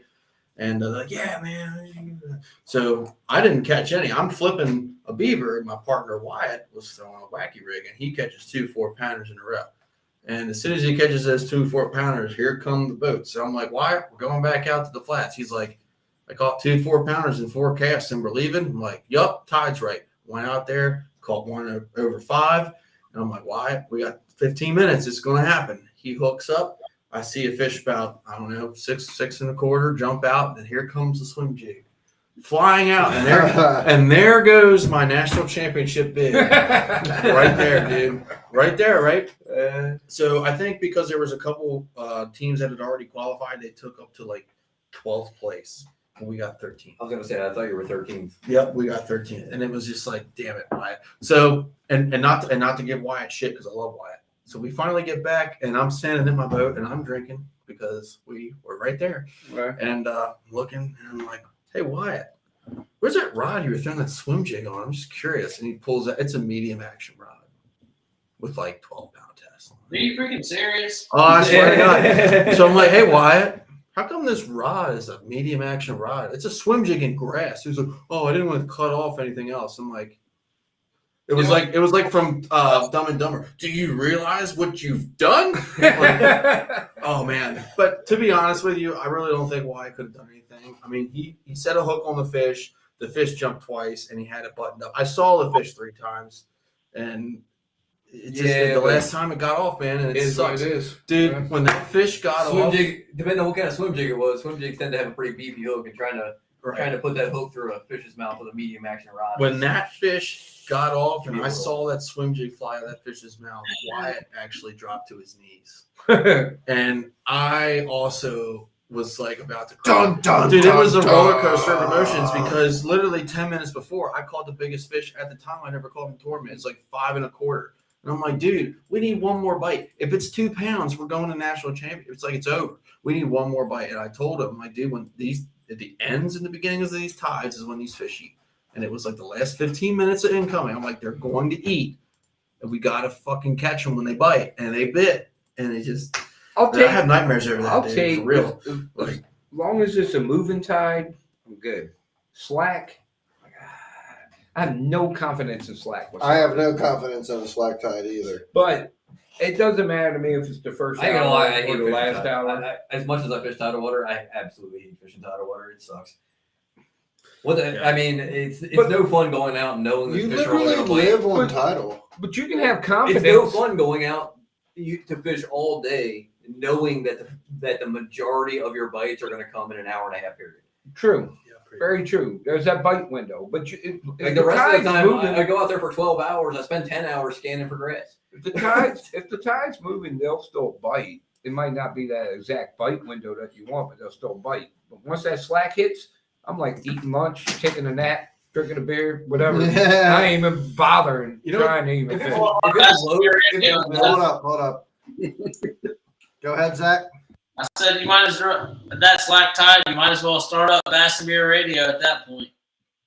Yeah, exactly. You know, if it's Start low, up Bass and Beer and talk about how your morning was when the tide was moving and how nothing is happening now. to be fair, if it's low slack, I can still catch them. High slack, man, I might as well forget it. Yeah. I'm gonna take a nap for about 3 hours. Depending on how low it is, because when it gets really low, they'll get stacked up and like they're just there. Low period. Yeah. I mean, if it's low slack, I'm good. Like, I can catch them on low. There is very specific areas on the home juice that fishes like complete total shit at high tide, and then other areas that fish much better at high tide. Like in our area, you can have incoming tide, but incoming tide doesn't mean that each place is going to fish good at that particular spot. You can have incoming tide at when it's really high at a certain spot, and they just don't. They're just not I there. don't like high tide because it feels like they're spread out on a high tide and on the outgoing and lower tide. I feel like they push to the they kind of banks stack more. up on the deeper structure. You know, Yeah. like if you got a lay down that comes out in the deeper water and the tide's going out, they'll kind of stack up on that lay down because it's a little deeper there. But when it's high tide, they're like spread out. Like Well, it's even I would worse. much rather fish outgoing tide So, than an incoming tide. wherever. down here, I'll fish any tide down here. Fishing the canals and stuff, like I can fish any tide in there and usually still catch some fish. yeah, But when you get up like on the flats and you're in 10,000 acres of grass, and all of a 10,000 sudden, acres, literally 5 miles. 10,000 acres of Get a grass, beer, bro. and then you got those hydrilla years. mats out there, and then that high water comes up, and they just push all the way out into the hydrilla, and you can't. It's Right. impossible to find them. That's what I'm saying. When it gets high, they can be everywhere. Like down here, it's not too bad. Up there, yeah, when that hydrilla gets up there, and when that tide comes in, they just spread out through that hydrilla. Well, it's like a flooded tide. That's when the opens came here. So Oh, they you had mean a they had a full- flood tide, and a Flood flood tide. tide. They're like Awesome. I But would they much could rather be- fish a flood tide. they can go. I do not everywhere. like flood tides. Me So, neither. Specifically Not. on the flats. No. So on a flood tide on the flats, when you get those super high tides like they had in the open, Well, maybe on the flats. you'll get about this much water over top of the hydrilla. And then you can run moving baits over Yeah, top and of it. you can That makes sense. run giant top waters over top of it. They'll come out of the hydrilla. But like, I think you can agree that out on the flats, like, there's a lot of times where like fish concentrate in specific areas where like you can run that The moving bait ditches. as much as you want above the grass. That doesn't mean the fish are going to be there. You got to find those concentrated Well, no, areas. at that point, it's all about covered water. Yeah. When Exactly. you get a super high tide, Right. it's just trolling motor on high, throwing a spoon. Hey, you want a tip? Hey, you want a tip for everybody that don't fish the flats? Just look where all the other boats are. Yeah. Yeah. That's some bullshit, dude. So I want to ask That's you guys the, about that's the that. Pennsylvania pre-fishing. Did you guys see? 15 Pennsylvania boats lined up on the pre-fishing. channel. So I mean, did you where guys? you think that? Did you guys see any of that when you fished up here? Did you see like the massive clumps of boats fishing a certain area? And we're like, holy shit, Yeah, that's a that's thing. Obviously, they're over there because there's 20 boats right there. 20. How about 50? Yeah, 50. Right. But yeah. did you guys see that? What were your reaction to that? Not get fishing. I'm usually like, I think, I'm confident enough in myself and my partner, whoever I'm with, like we can catch fish behind people, but that's just a little over the top. That's not for me. Agreed. Wouldn't do it. I'd be going doing that. The parking lots is what we do around here. I'll tell you. We like to park right next to each other and pull Somebody's the same fish. telling all the Sometimes- secrets, obvious. So sometimes in the spring up here, when they'll move up into the ditches on the flats to spawn, and I've been out there where there's over 100 boats in one ditch. I mean, it's like you're a cast in any direction from another boat, and it's 100 boats in a very small area. Zach's But- face. Unfortunately, like if you want to win the tournament, that's where you need to be because Right. the fish that are moving into there are giants. Yeah. It's really hard to get away from it because the fish that are moving in there, the fish that you're going to catch in there, are going to be 5 to 7 pounds. So it's one of those things. I hate doing it too. I hate fishing in those crowds. Even the forbidden area. Oh, that gets busy. It's a merry-go-round. Oh yeah. Everybody line up and go around like this, Yeah. the bank, That ain't- like that. Do you know how many Yeah. times I clean up after people in the merry-go-round there, dude? I straight clean up after people. The forbidden around it. merry-go-round. If you want to know how bad it is on the flats, how big the forbidden zone is. Put 100 boats in that. Right. That's Yeah, how it is on for the real. flats. I've seen it. It's pretty bad. I mean, you'll have in Dude, an like- area that big, you'll have 100. Dude, I'm not Potomac even gonna is lie. just One of as the bad. reasons I don't even go fish the flats is because the parking lot, the actual parking lot where you can park at, is not even worth going. Well, hold there. on a Like, second now. Hold on a second, because since we're talking about parking lots and the Thursday nights are over, we've all had time to reflect on how me and Buck were the team of the year, undisputed. I don't Great. think so. I think me and Kevin finished shut in the your money whore on the mouth. last one. I don't think you was in the money on the Yeah, but last one, dude. you guys didn't fish together the whole time. I mean, they Exactly. fished together We won a every tornado tournament, dude.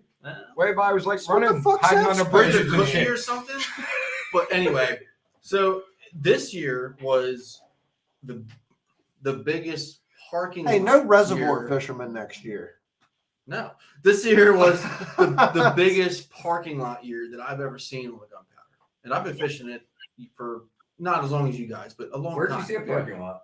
Where I was catching the fish. Every when I was channel. in the money 3 weeks in a row, there was 5 other boats next to me. I blame our show. Don't you remember the 2 occasions where Tony literally had boats pull right up on him and fish the spot? So there were 4. So there were 4 boats. One of them was me, and I've been fishing it before But you get the pass. Wait a minute. But you obviously get the pass. I'm talking about the guys, the people that literally sit at the I rim. remember. We're I was just there. We're just I wasn't following on you your guys. spot, but I was. I had a seen boat it. in a tournament, and they're nice guys. I don't have anything against them, but this is true. Oh, that was Still fucked some up. bullshit. This is though, true. like- This Yeah, that is was true. fucked up. You had something against them that night in the parking lot because I heard your ass bitching You about want to kill me now? You So- want to kill me now? We're pulling up. We're tied up at the dock. Right? Hey, So we're Johnny, tied up at the dock. Hey, Johnny, we gotta log off. We got to get to one of our buddies' houses. But hey, we really appreciate you guys having us, and we look forward to joining the Bass and Beer Radio again here soon. for some Thursday nighters. Yeah, man. Hey, Yeah, man. anytime you guys want to come on, we're Good happy time. to have y'all on. Be safe tonight. And if you guys want to come on again, let us know. Send us some pictures of your fish. We're happy to post them on the page. Yeah, man, absolutely. You'll If you have ever want to come up and do some fishing, just let us know. Yeah, definitely. Yeah, man, absolutely. Definitely. We'll take you out. Appreciate Thank you you. guys for joining us tonight, and you guys have a good night. Yep. Later. Thank you, sir. We gotta get back to beefing now. You guys. Yeah, let the beef on it. So I was not in your spot one No. time this whole year. nobody that comes on this show is at fault here. Like we were However- respectable. Like we Oh, were always absolutely. like we were always like 7,500 yards apart. You know, we 100%. always fished different areas. I seen Chad casting over there. And- Except for Hey, wow. except for the dude, and we won't mention the type of boat or anything. So Chad, we're sitting at the dock, and Dude. Bucky asked these guys as a joke, because where are you guys fishing tonight? And they go, "Oh, we're following you." I remember. I'm like, "Oh, that's funny." Well, they Well, yeah, fucking I followed would've- us. I'm like, they actually followed us. I'm like, I remember. For real. I remember. I'm like, wait a minute. They I sat blame- down, I they sat blame- down like 20 feet from you. I blame Yeah. our show a little bit because we gave updates on Thursday nights. Oh, they're in the grass. And Tony won. Next thing you know, everybody's in the grass where Tony won. Well, it's not like nobody knew where Tony was. Well, Right. that's the And thing. then Is like when I'm me on- and Kevin won, then everybody was I am there. fishing a spot that When you old can Bradley literally- won, me and Chad went there. as soon as you come out of the channel though, like as soon as you come out of the channel, you can It's not a see where problem. I'm fishing. Well, we did. You know what I mean? Like as soon as I come Not out of the doing it channel, you dirty. can see my boat. Like it's not Oh hard. yeah, I mean, So I Oh, mean, everybody knows who you were. like here's the thing. I probably wouldn't be pissed about it, and I'm not pissed about it. I probably wouldn't have anything to say about it if I wasn't cashing a check out of that spot. Right. Had I just been fishing there and coming in, middle of the pack, end of the pack, Still, probably wouldn't dude. say anything, right? But I think there's something to be said about if you know somebody is getting them in a spot, a small spot, and you just set on it. I'm not saying you're a bad person. I'm just saying I don't agree with it. Well, the other thing is too, and just to give people the benefit of the doubt, like And some people don't know any better. And if you don't know any better, it is what it is. if just Like- because You're not you going were- to get better just following because people you were- around trying to catch their fish. but just because somebody was fishing an area doesn't mean I'm not going to go pre-fish that area.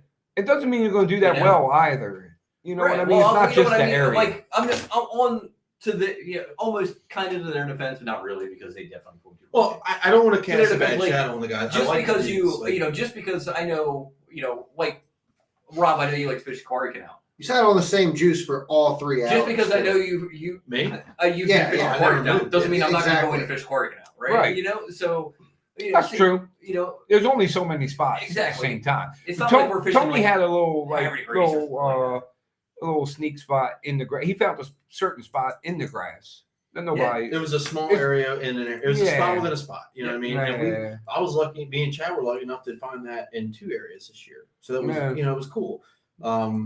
That being said, yeah, there's some sneaky spots out there. Right. Like, There's it- still some spots to be found that people don't fish. you still got to catch them. Everybody's too busy fishing all the spots that everyone else fishes to find anything. Still new. got to catch them. But I'm not. I have no bad feelings about it. Like I think it was a little bit you know what I mean? It was a little bit like, whoa, dude, like, okay, like we're really gonna do Randomly, that. let's hit little Bradley up in the middle of the stream. Where you at, Bradley? Here's how I feel about it, right? If I'm fishing a spot and I know that you're gonna come fish the spot, come on fishing. You're gonna have to outfish me. That's what I'm saying. You're gonna have to outfish me. If it's my spot and I figured it out and I dialed it in, if it were me, if I knew that Paul was fishing a hole out on the flats and I knew where he was fishing, right? And maybe it's a situation where, you know, we both know the spot, but Paul's been catching there. I may ask if I know Paul's going to fish there, I'm not going to fish there mainly because I don't want to, you know, be up in Paul's back pocket. But the real reason why I'm not going to fish there is Paul's got it dialed in. I really think I'm going to go to that spot and outfish Paul on his spot with that he's been practicing, that he's been fishing, and no X more amount of times. Can I give wearing them out? Want me to give you a reason number 3 why you wouldn't fish there? Sure. The 1 ounce rattle trap that's going to come sailing across your front deck. And there you have it. But you know that's the thing is you can catch fish. You can catch fish in a lot of different places and a lot of different techniques. Like the way I see it, because we talk a lot here amongst ourselves. If I tell you guys, hey, I'm catching them here doing this, that isn't necessarily an invite. Hey, come on and fish it. I ain't gonna do it. It's more of a like, hey, I'm doing this. Take this information to your spot and see if it works. See, that's how I see it. So I will tell you, like you may. I try to ignore the stuff that you guys tell me because I don't want what you guys say to affect how I'm going to pre-fish for a tournament. Exactly. I kind of feel like sometimes we tell, you know, like I'll tell Rob, oh yeah, I've been catching them in this spot, and then you know Rob gets his head, oh well, I don't want to fish that spot because Paul told me it was there, and I don't want him to think that I was, you know, right. And so that's why I'm not huge on listening to like the doc talk. On the doc talk, not just doc talk, but like our friendly talk. You know, we're all friends. It's not just doc talk that you overhear, but it's like sometimes I would prefer you don't tell me where you're catching them because when you tell me, then I feel bad if I'm going in. If I want to go in there, I feel like I can't go in. It might throw you off for something even better that you're on because then you start thinking like, well, if I was doing this, I should be doing this. Meanwhile, you could go do something else that may be even better. Dude, I fall into that trap a lot. You know, I do, and because I don't ever fall into that trap. I know as far as like baits and how I'm fishing. Like, I don't fall into that. I always just try to do my thing, and like it, you know, like this is I try to fish my strengths. Like I know what my strengths are, and if you're winning derbies, doing something different and good for you, but I still gotta stick with my gut and what I feel. You know what I mean? Yeah, I mean, kind of deal. If you don't have confidence in what you're doing, right. you're not gonna win. You're not gonna. Not only that, but I don't even enjoy not fishing my strengths. Like I know what I like to do, how I fish. I was gonna say exactly what Kevin said. Everybody knows Tony's in the grass because every boat has to go by him. You gotta go by him. Right. Yeah. You're like right there where everybody's got. That's funny. Tony didn't have to. Hey, Tony's like waving to everybody. Hey. Yeah, but most of the time when you guys are fucking driving by, I already got 2 in the live. Oh shit! I can't tell you how Greg, many. I never. Ranger Ramon. Replying to Greg there, Greg, I never have a spot on a Thursday. Have spots on Thursday nighters. I specifically go out and look for new things every time I'm out. Yeah. I do not let what happened the week before dictate how I'm going to fish the next week. Fish conditions at hand. Yeah, and not fish memories. Just because I caught there last week don't doesn't fish mean, history. I'm going to go out on Sunday, maybe Sunday, Monday. I'm going to go out and I'm going to pre-fish what I think the conditions are going to be. Right. I'm not going to. I don't have spots in the Thursday nighters. You know, I had a couple of spots that I consistently caught fish in, but it's because I went back to those spots and pre-fished those spots and kind of narrowed those down. I do like a milk run thing. Hit up this spot, that spot, and that spot. You know what I mean, and see where they're biting at. See, for those Thursday nighters, I do try to find a small area that has a lot of fish because we're so limited on time. You know, when you start running around a lot, you waste a lot of time. Well, I mean, you figure you only got especially 3 with that hours, 6 knots bullshit. Yeah, exactly. So if I can find one area that has a lot of fish that I can really concentrate on, that's how I try to fish those Thursday nighters. That's why I end up fishing in the grass so much because we should keep them going.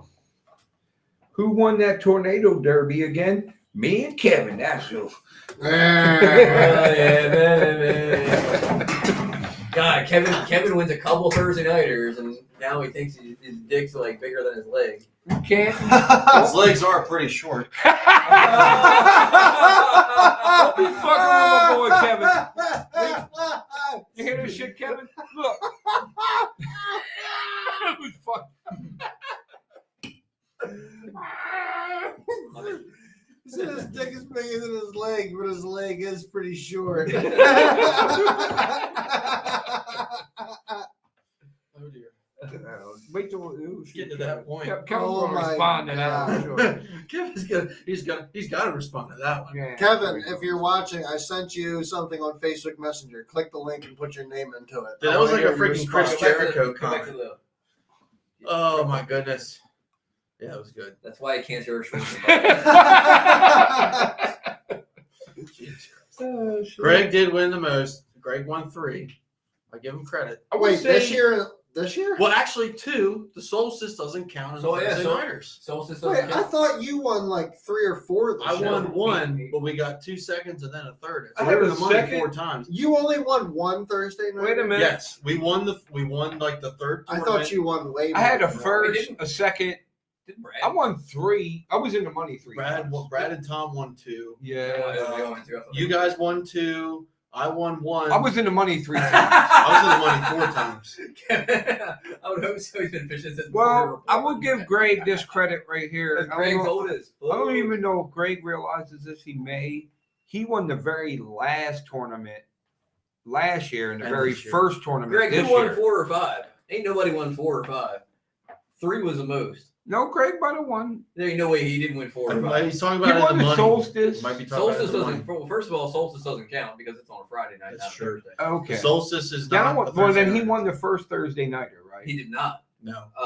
Matt Iman and Richie Martin won the first one. Yes. I won the second Okay. one. Who They won the won- second I one? won the second one. And then Paul I think won the I won second the one. week after that. Right? Tony Tony won. won the week after that. And then I got second 2 weeks in a row after that. Behind Little Bradley, maybe. Once. Will Bradley won 2. Mm-hmm. Me and Evan had a second somewhere in there, and then me and Kevin had a first. You guys won the week after I won. Right? Yeah, I think You guys so. won the week after I won.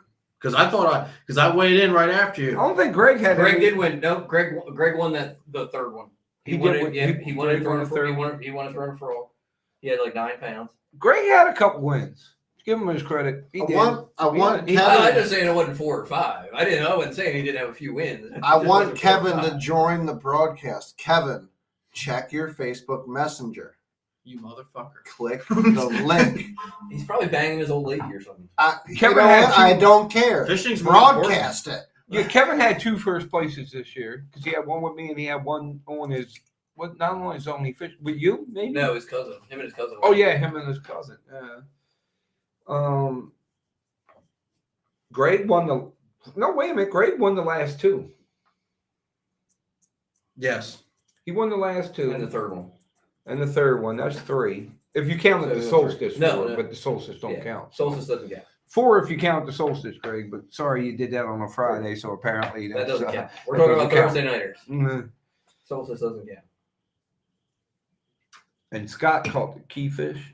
Me So and it would Kevin- really me and- depend on how they would do the points. Me and Kevin missed a check in the Solstice by like a freaking quarter pound. I sucked in the Solstice. I sucked in the solstice. Too. I didn't do shit in the Terrible, Solstice. terrible tournament me and Evan had. I think we might have caught a limit, but no, I think we caught 1 fish. I caught one It was fish. bad. I It didn't was weigh bad. it in either. Yeah.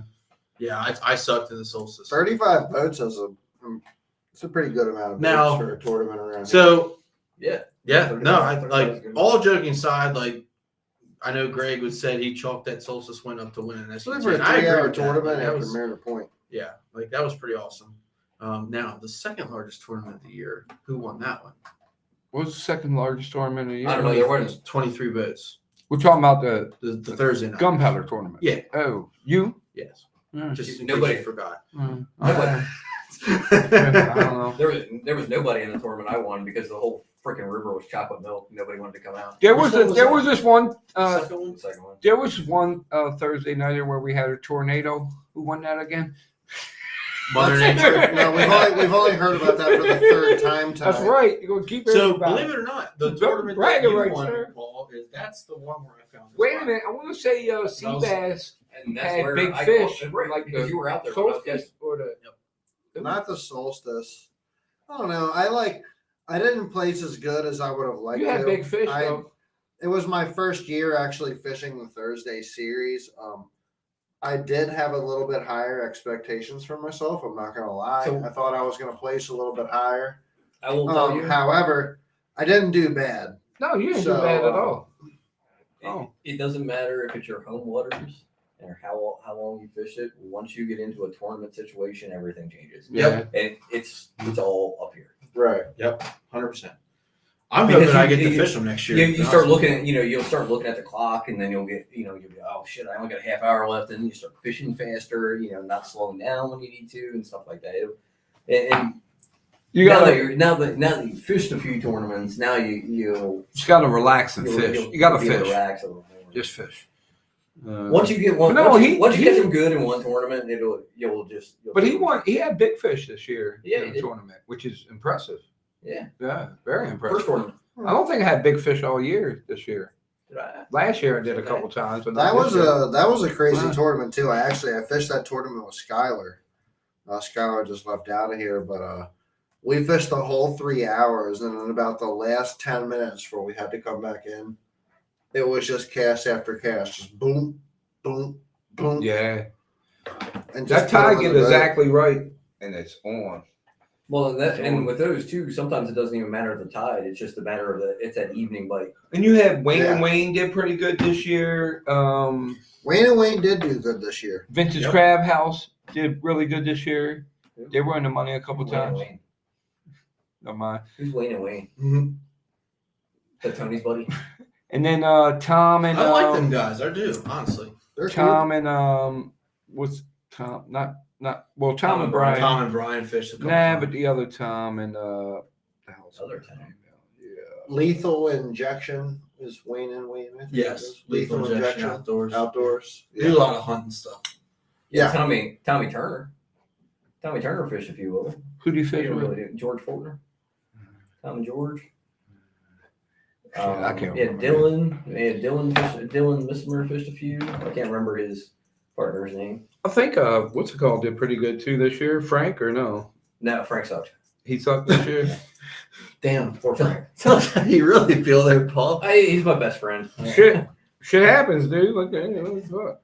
He's my best friend. I had a lot of fun fishing those, and I hope that I'm able to fish them next year because He may not have caught him in the Thursday nighters, but Why wouldn't He you is- be able to fish them next year? I may be He is changing. giving- Oh, boats what's to it a called? different One location. Marty won. oh one. yeah, Marty won. Really? Marty Yeah. won one. Rob, I'll tell you, Frank didn't catch him real good in the Thursday nighters, but he is waxing Greg's ass in their club tournament. Good, Whoa! good.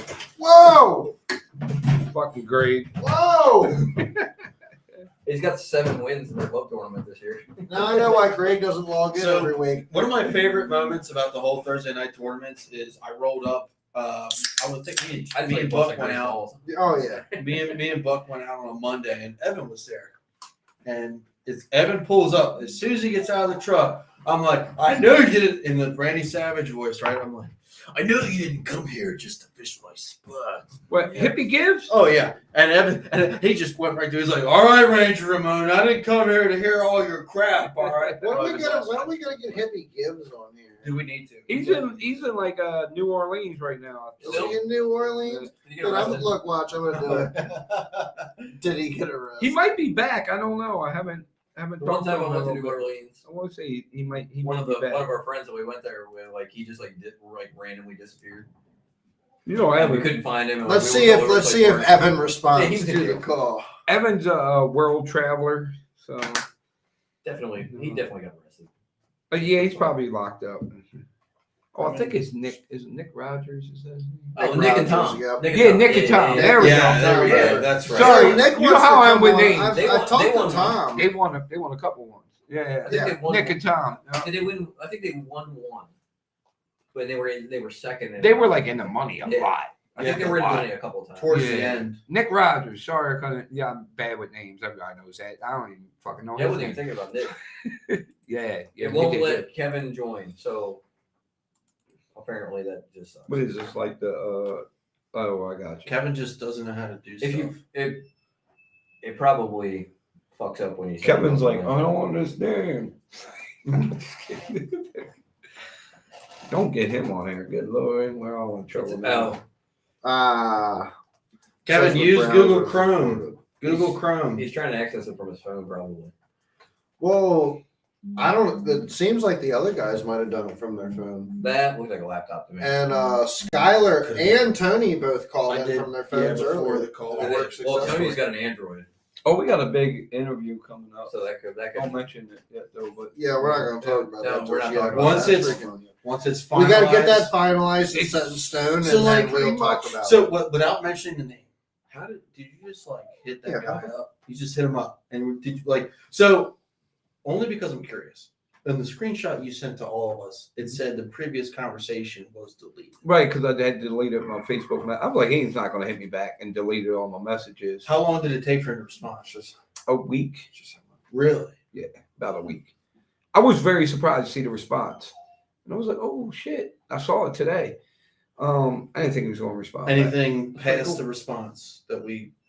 I'll tell you what the message said off there, but Well, we'll talk about that offline. right, yeah, Take so I that said off. off there, We're gonna take that offline. but very. Until we I get was some like, oh wow. details ironed out. That's very Freaking exciting. awesome. That's Yes. very Yeah. exciting. I have a question. So I have a question for you guys. So now I got to send like like and this well, is when this is like a this is a Right, yeah. How you GoPro. doing? test Anytime question. that works for him, we will. right, figure it out. exactly. That's what I figured. Yeah, You both- and you want Skype or whatever, Well, we we'll sent figure him it the out. link, dude. We sent him the link, and it's Rob, I'll tell them. Cool. question Mhm. for you, and you both use the Yellow Tech Power Stick, right? Mhm. Do you charge I while you're don't. doing it? No. Do you Chad? You put yours in the Do you use light. the charger? I have 3 batteries. I charge all 3 of my batteries, Yep. and I also have the. Juice box. It's not so. It is. It's the YOLO juice box, but it's like the rip off. Right. Yeah, that's what I got. On Amazon, and I bought one of those, and like that thing That works plugging into your light fantastically. is you don't have to. Well, see, I wanted to do that. That's kind of the reason that I got it. Then I realized that the charging port in Hero 9 is under the battery door. And I'm like, how's this gonna work? I have Yeah. multiple batteries. That's for one my- of the things that sucks. You can get an adapter. Yeah. Like this adapter thing that makes it waterproof type thing. But Yeah. for me with mine, I just take the case off and just freaking I stick. I don't know if mine you can right see in on the my, back of mine, you actually have a port on the back of my I bought the media mod. Oh, okay. I bought the media Yeah, mod. he has So like the mic. put on the his- media mod on your 10, On my 9. on your 9, put the media mod on it, and then there's actually a port right in the back. Oh, so Yeah. they work perfect. So I stick mine. That's all I need to know. I stick mine right where the co-angler Yeah. seat is at, and you get like a view of straight down the boat that way. So And when I did have mine on Kevin. I played around with it. I went out with Kevin last night and played around with it, and I haven't looked at the footage, but from looking on the camera, I mean, it was from the light post. It was a good view. so filming is easy. It just sucks. Oh, it's Filming- the editing that sucks. I know. That's where the problem. You know comes what? in. I'm not And gonna I lie. just I haven't have had time to do That's it. where the hours come in. some of the guys that I watched that have a lot of viewers, like their angle is like they have it like you do, Multiple- where they have a suction cup like to the console. But But like they have like one of those lenses they put on the GoPro that like They zooms don't- it out so you can like see everything. They don't just use So- GoPros. I can tell you my GoPro on my windshield shows me my entire front deck from Yeah, this far over my head to like just Right. in front of the just in Yeah. front of you me. gotta remember. So I can see like my entire front deck and a foot over top of my You head. gotta remember people like Scott Martin, Brandon Polinick, all That's those like that have perfect for me. they got drones, they got What I wanna- GoPros, they're filming from every angle and getting all kind of shots, and then they got people that sit down and edit it for them.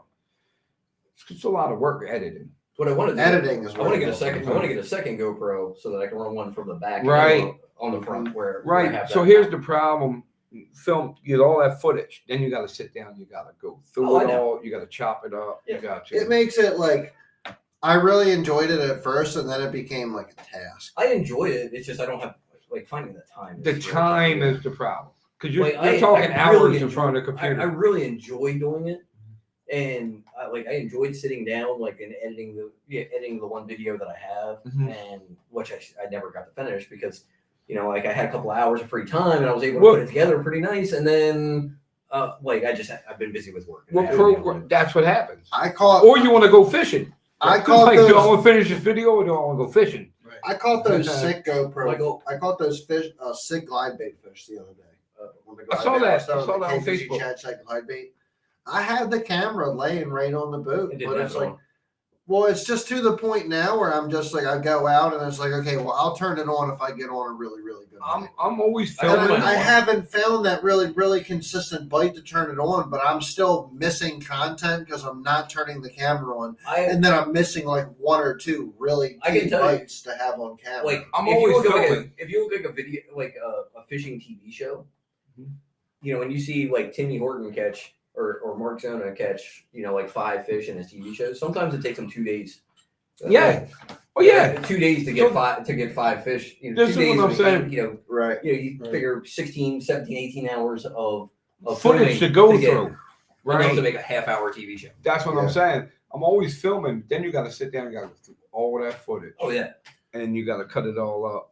And you got to put it all together. And then you got to do all the freaking editing, like That's what And I'm then you saying. gotta put spin what in on and there? shit. What? Now, Yeah. what do you use to edit? DaVinci Resolve. Okay. I'm not sure if you're familiar. I It's a know good what you're program. DaVinci, I like DaVinci. It's so Actually, much Get that you or can do. Adobe. I have a Mac and I talked to a Oh, friend you of got a mine, Mac. and he's like, iMovie is pretty much the best video Yeah. software that you'll be able to get. No, I use the DaVinci, which is kind of cool because and it's actually it's pretty good and it's pretty easy to use and I can do all kinds of shit. With it. that's what I was gonna say. You can iMovie do is- so iMovie is much, crazy. and it's like. But I just happen to have a Mac. Like I bought a Mac. Video Years editing ago. is it's a love-hate relationship for me. Like I love doing it, but at the same time I like hate doing it. Right. Yeah. I Feel like that. I really like doing it, but I don't. Learning new just- things and trying new things. I like to fish. Like You quit eyeing up That's that the point. popper. so. I think what I'm gonna do is like I'm just gonna. I'm sorry. Wow. Damn. Moving over here, I want to get smacked again. So I think what I'm gonna do. This do that. Oh, okay. Yeah. You took my citizen. No. No, Rob. Bad Rob. I think what I might do is like just try to get like a bunch of footage together and then edit it a ton over the winter That's what you do. and then Yeah. and then just release it. All I've over been the I've been time. slacking a lot on mine this year, Yeah, you but have. my whole freaking life has been It's just crazy. life gets in the way of. I mean, Yeah, this year. When I'm Well, not you doing- were up on it this year until some things happened. things happen that, in my life that I that had changed to. some things around, which Yeah, but I'm so freaking depressed that I haven't been able to get out and fall fish yet this year, which sucks. Like, we're gonna change I'm that. trying to go tomorrow. We'll changing see what that happens. motherfucker. Right? Yeah. I mean, Gotta I feel- owe Rob a trip to the Northeast. We're Oh, we're try to gonna get- do that. We're Yeah. gonna try to I'm get- depressed too, Rob. We're gonna Trust me. we're gonna try to get Rob a PB. Yeah, yeah, I'm down. November. Freaking do it. Just Nothing freaking is do worse it. than paying Do it. $40,000 for a boat and then I not thought you being got it able- straight. not being able to stand on it for fucking 2 months. But they got it worked out, right? It was something with the jack plate. No. No, so took it to the one shop because I thought it was an engine issue, It's not an engine. and they ran it on an external gas tank, and it ran like a rape So it's a date. gas tank issue. Yeah, so it's a gas tank issue. So I took it up to Bowers Marina, who's a Ranger dealership, Fuel system issue. Right, Let's for not say gas tank. Yeah. to have the fuel system taken care of. And then I also let them know that there is some type of setup issue with the boat, as even though there is a fuel restriction issue in the fuel system, there is still no bow lift on my Yeah. boat, which you and Tony have Jack both plate. seen. I think, Yeah. well, There it is- might not be the jack plate because we adjusted it. To It could be, proper- maybe the proper- jack plate may need to go down a little bit more. Yeah, but we dropped it all the way down as much as we could. Yeah, but maybe it needs to go down even So- further. No, there's no way because it. So what else could change though? What else could you change? It could be the prop. Mercury is Could be the very prop. very well known for having inconsistent prop manufacturing. So it could be the prop. It could just be The tilt. get it fucking running right first. Yep. It could be that they didn't know, that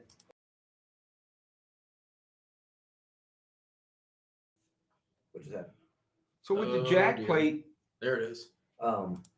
with the jack plate where the boat where the motor usually mounts on the transom, you got to kind of line your jack plate up so when it's all the way down, it would be exactly where your motor would be sitting. Well, that's the thing with it. It's a hydraulic jack plate. You know, you can raise it up and down. You can test wherever. Well, that's true. You could try all different kind of heights and I mean, dropping it all the way down tilt and trim too. puts it at like, I would say puts it at like, just off the top of my head, probably like 5 inches below pad, which is 3.5 is usually about normal. Right. So I mean, you can put it way below where normal is with the way that it's set So up. you just jack it up an inch.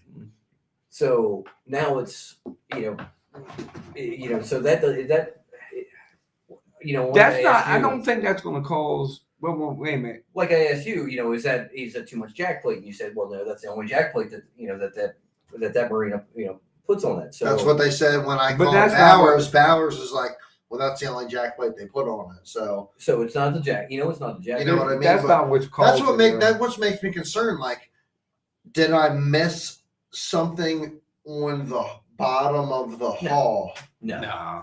that is causing it to not do that? Like, is there a dent in the aluminum that is pushing the boat down? Is there a vent? No. You know what I'm saying? I mean, you can.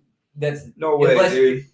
If there was a dent big enough to affect that, I'm just in my mind. I'm you would trying to probably have a think. hole in the fucking bottom. In my Right. mind, I'm trying to think, and if you guys are listening, if you know anything about boat setups, put in your opinion on this. But in my mind, if it's not the jack plate, if it's not the height that the motor is set up, you could eliminate maybe the prop.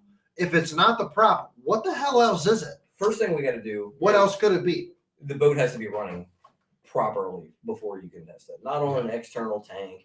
The boat needs to be running properly. So with the fuel system issue, when you full throttle it, you're not getting your RPMs that you're supposed to be getting. So once they fix a fuel system issue, you're going to plane out differently. He said, obviously, he did say the Premier said that it wasn't getting bow lift. Yeah. That it wasn't getting bow lift. So so running the extra. Premier got the boat running properly, running 6,000 RPM. but you still wasn't getting bow And the lift. guy even messaged me and was like, Well, bro, he's like, something's fucked up with your setup. He's like, I'm running 6,000 wide open RPMs and like the water is breaking over the front cleats on your boat. Oh, they took it out on the water. That could 100% be a problem. They water tested it. Could be definitely. I mean, that could 100% be a problem. If that prop was cut, right, you're not going to get bow lift. Well, also, Tempest should have bow.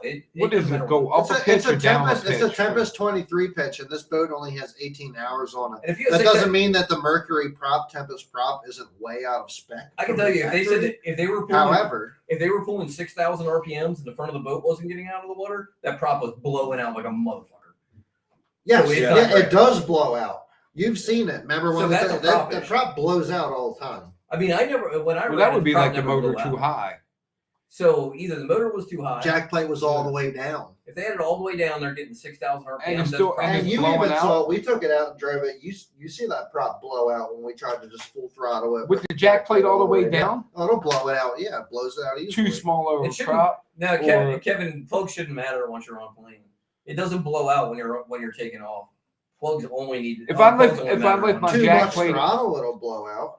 If I lift my never blew out when I was taking off. Yeah, it did. The only time I never blows out is when that jack plate is up too high. The only time I remember doing that is when I was. And the prop ain't catching enough water. Never turned the motor down. And it'll go. The only time mine blows out is in super rough water, and I'm like. And the prop's that's coming not out. Blowing out. That's the prop coming out of the water. Yeah. Blowing out. Which plugs in the prop? So there's PVS holes that are. You'll see there's 3 holes on the around the cylinder of the prop. Right. It's made to blow. So when you're taking off, it'll blow the exhaust out there, so it can spin the prop faster. Should not make a difference. It should not make a difference. I think it's cavitating, Kevin. I mean, it's blowing out. It's not grabbing, whatever you want to call it. Blowing out when you're not blowing out when you're taking off. But anyway, the PVS holes, they're made. If you open them up, it lets more exhaust gas out. It can spin it faster. Right. It spins up faster and helps you take off. And then you plug them if it's blowing out when you're going to take off, you plug them. That makes sense. And then there's 3 holes. You can adjust them. You can do like half holes and plug the full hole. And there's all kinds of stuff that you can mess around with that. But typically those don't make a difference when you're on plane. So Kevin's saying blowing out or ventilating, yeah. 2 different things. So that's blowing out is like when you're taking off, it'll blow out. You won't be able to get on plane. Right. To my experience, anyway. Ventilating is prop slip essentially. I got you. Yeah, I don't know, dude. It's a crazy problem. The motor's not even that old, which is really odd. Like well, it's not even a year old. Well, the other It's thing only too got 18 is hours on it. the boat was It's got bought, 18 hours on the it. boat was bought in upstate PA, so the elevation difference is huge there too. Oh, So- it's not carbureted though. It's No, fuel Still makes a injected, difference. right? it makes a big difference. Right, because you can change the jets and the carburetors Right. different elevations. Someone could have changed the jet. Right, and fuel so injected. like my boat, I was just at Deep Creek, and my boat runs 5 to 7 miles an hour slower. Right, because of Easily. the elevation. Sure. Well, yeah, it makes the air thinner. Right. So that could be part of it too. However, it is boost season. It Boost season? Fuck yeah, dude. It gets a little colder, that air gets thicker. Oh, you're talking about diesel Start truck? making Oh, more yeah, power. that's true. Any turbo vehicle, Really? like Oh yeah, a certain definitely. There's You make more horsepower when it gets colder, and a certain person that I know that I has know that. a rather quick turboed RSX. That And might my be bitch- watching the podcast right now. My bitch likes the cold. I can tell you that right now. all them bitches like the cold. My truck loves the fucking cold, dude. I like Well, it. no, that's a lie. My truck hates the cold, but the turbo loves it. So here's the problem with mine is like I have to drive it to warm it up. I don't care how long you let it idle in the driveway, that truck will not warm up. You have to drive it for like 10 minutes before it's actually warm enough to Really? get into it. No, actually, Kevin, though, for replying to your comment, the PBS holes are made to vent exhaust gas. So they're specifically made to vent exhaust gas for faster spin up to get on plane, to spin a bigger prop to get on plane faster. Tony's Ranger is so fast the fish can't survive.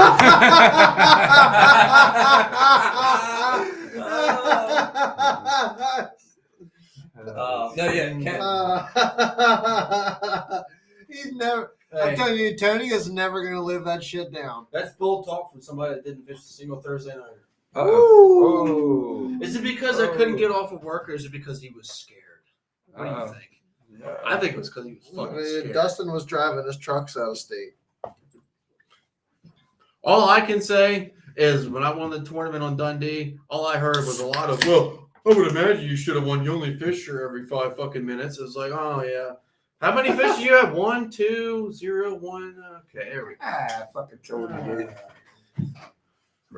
Don't get He is upset. right. I should check the club standing. Check the club standings. He's ahead of me in the club standing. That is, That is true. I will say, Dustin kind of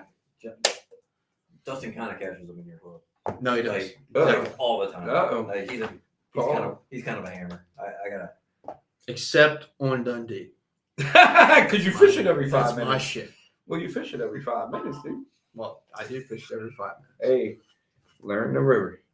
Every tournament. Time on the water. Every tournament I catch a check on this year was in the gunpowder. Every single one. I don't know, Kevin. There's a guy on the Ranger Owners Facebook page that likes to brag about how his Ranger walks bullets. Well, when there's 2-foot rollers, yeah, it probably does. Oh no, he it's the most of it is. I I know who you're talking I about. requested Yeah, to it's- join the Ranger Owner page, and they asked, like, one of their questions is, why did you join? Why do you want to join? I just put because I want to talk shit to the kid who says he has the fastest boat on the lake. And Shit. and they haven't not approved it yet. I think they just want to look at it and laugh when am I approval whenever the admins look at it. But yeah, this kid's 12, annoying. as Dustin, fuck. Tony said 12 pounds ain't shit. 12 pounds ain't shit. Well, luckily I 12 called pounds 13. ain't shit. Good thing I called 13 pounds. Well, 13 pounds ain't shit. Hey man, I had the belt. Wait a minute. Was this My club tournament. the one that where? I called you immediately after. Yes. And, Yeah. yeah. Okay. Yep, that one. Shit. Apparently, 13 pounds was shit. So to be completely honest with you, It was enough. I did not fish that spot all year because I knew you guys have been fishing it. Right. And I was like, I'm not gonna fish that shit while the Thursday nighters are going on. I'm not gonna do it. Right. Yeah. So That's the thing that Thursday bums me out. nighters, like it's we all know. right? We all know Yeah, the fucking. We all know the river. Yeah. And like when we tell each other, hey, I'm catching them here, it just makes me feel like it makes me feel like I can't go there. Yes. You know what I mean? I get it. Yeah, that makes sense. Yeah. So It's like I'll fish that spot 100 times. Now I don't want to go there because you're fishing it. Right, because I get it. you're my friend, Yeah. and, Yeah. that's why I felt bad because You ain't owe me no. well, you were good. the only reason You were I good. went was because the Thursday nighters were over. So I Yeah. was like, there's no more tournaments here. No, I was happy for you winning, dude. Like, we were good. I was happy for me winning too. Because it was the lightest bite ever. Like, I think out of the 5 fish I caught, I caught 4 in there, and out of those 4 fish I caught, I think I felt the bite on one of them, like to where it was like an actual Yeah. It was most of the time it was just it might be a leaf, but I'm gonna set the hook. Oh no, it's a fish. Like, Yeah. and I'm using a decent rod. you know what's great about this time of year, Rob, is spinnerbait season. Yeah. No. It is spinnerbait season. Spinnerbait season. Speaking of Kevin, look, I know what We you were went out catching with Kevin last week. I went out with him last night. He still won't throw a spinnerbait. I had a 12 fish day on Wednesday with Kevin Steve, will not throw a spinner. most of them all came on a shaky head. I call Electric weren't up in the Every fish I caught last up night, in I some caught. laydowns. Yeah, I know where. Every fish I This caught. time of year? Where'd you go? In Gunpowder? Mhm. Oh, yeah, I know exactly where he was. No, you don't. Yeah. You never fished there. Oh, guarantee you I fished there. No, you haven't. I fished that entire river. No, you Wait a haven't. minute. Was it on what side of the train bridge was it on? What do you mean? It was on the inside of the train Oh, bridge. fished it then for sure. No, you haven't. Oh, yes, I have. No, you I haven't. promise. Yes, I have. Speaking of spinnerbaits, Got my name carved in the laydown. Yes, it does. speaking of spinnerbaits, what else we got to talk about tonight? Because I got to get up early and go fishing tomorrow in the 30. You guys already talked about the key crochet shit, and I missed it, dude. It's terrible. Yeah, it is. I want to talk about it so bad. Basically, the people that did it All I'm suck. saying is you should, if you don't want people to know, you should probably hide your background a little bit better. Yeah. Gee, I wonder where he's at. Hey, man. Shoot. You think I'm dumb enough that if I didn't want people to know, I would have hit it? That's the Go out I-95 and rough fish it. stop. Go on. Go on. There's about to be a hurricane blows through here. It's going to be totally different by the time you get out there. I'm So fishing that's in a hurricane. fine. That's happened before. Where are you fishing tomorrow? GP? I hope so. Fish, Conowingo tomorrow. No, Yeah. not him. No, on my Not boat. okay. Yeah, never mind. Not on your boat. Yeah, on Sorry. my boat. 35 mile an Thank hour you, Paul. I'm gonna get I'll wet. die early. Launch in Broad Creek and stay in Broad I'm gonna Creek. get wet on my boat. Your boat, you may sink. You're not coming back. Definitely sink. I will die early. I'll just get back to the ramp and smoke a wet cigarette and be like, wow, that was dumb. But I caught fish, so it was fine. Remember the May- tornado hopefully. tournament? Had that wet pack of cigarettes. We were all trying to find a dry one and a lighter that works and shit. Like a That bunch of was fun. fiends. Good time. So if There gotta be a dry cigarette in this pack. Everybody Here's- soaking wet. Right. here's one thing I have to say if we're getting ready to end this podcast right here. This has been on my mind all night. If you guys haven't seen me staring at this is one of the most impressive and most beautiful paint schemes I have ever seen. We should give one of these away. I mean, I'm dead. I don't know about all He that. smacked my hand for touching it. No, we got two. We should give one of these away. This is a Bass and Beer Radio custom colored UMA lure popper. Which is exactly why we should give that one of those away. And this is a foil wrapped painted bait. Chad does not and agree just with my. I don't agree at all. Like I'm telling you right now, like I am drooling over this bait. The color of this bait, the way that Tyler painted this bait is just phenomenal. I mean, absolutely phenomenal. This is one of out of all the paint schemes I've ever owned, Mega Bass, UMA, you name the brand, that's one of my favorite paint schemes I've ever gotten from somebody in my life. And That thing is just beautiful, Yeah, and it's I got cannot the- it's wait got to the utilize this popper. got Oh nice- my gosh. The scale The pattern. scale pattern, Mhm. the green to the blue fade, a little bit of silver in there. It's got a Very- feathered treble hook. The red From- treble It's hook. a very nice like citrus. The bloody Yeah. treble hook. If anybody's, if you can't see it real well on the camera, it's a very much like a citrus shed type color. It's very, very cool Good. color. No, we should totally give one of these away. Yeah. You can see the scale pattern and stuff. I think on the camera. It's if it's Yeah. the bass and beer color, we should give one away. We'll figure something. out. Bass and beer color. I didn't even think about that. The ones that we've been wanting to do a giveaway anyway, so let's throw one of those in there. True. Let's not be selfish. Right now, for the first person that says where Chad caught his fish at last weekend. Agreed. Y'all don't know. Dude, Chad, I was seeing somebody say something. Chad, I can tell you right now, if I catch Our shit that comes up is like Berkeley sucks, tits. It's like all kind of weird ass shit. if I catch them on Conowingo tomorrow, the pictures aren't going up. I can tell you. That's right. Chad- he blowing up spots. Dude, the hurricane. Oh, Dude, the I know I'm the hurricane. number one person to blow up. The a spot. hurricane is about to blow through here and destroy fucking everything. So That I shit did has not happened. care. It's not gonna be that bad. We Chad- had some storms that changed. So shit Chad up Change before. things. Oh yeah. The one time Chad did try to hide the background, he was out with Tony one time, and he tried to hide the background in the picture, and there was like one little tiny piece of a stick sticking Oh, out. Paul, it no. wasn't even that. And it I was sent my him- motor cover. Yeah, Paul would know. I sent him a GPS point on Navionics that was like 10 feet away from where they were. Yeah, there's So- no hiding for Paul. dude. And that, Listen, I'm that telling You you like right I saw now, the reflection in your I looked- glasses, and I knew the leaves were that color on that tree that day. it's funny as shit because I'll have people that comment on my post and are like, "Oh my gosh, I can't believe you take the time to do that. You really think people are going to know where you are just Yes.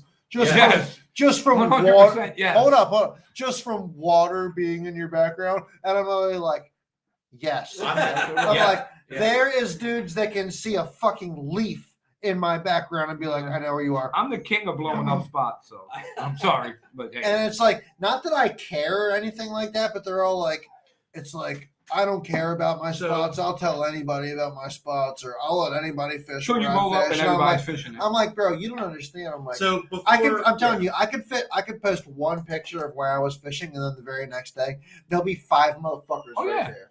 Because So, dude, the 100%. gunpowder fish is freaking small No, like that. that's Right. and it's not just the gunpowder. The same shit happens. It's everywhere. And that's why I rarely, Rob, me and Rob have talked about this before. I rarely post pictures of fish that I've caught. You know, Remember now, Greg's like- picture with the power plant in the background?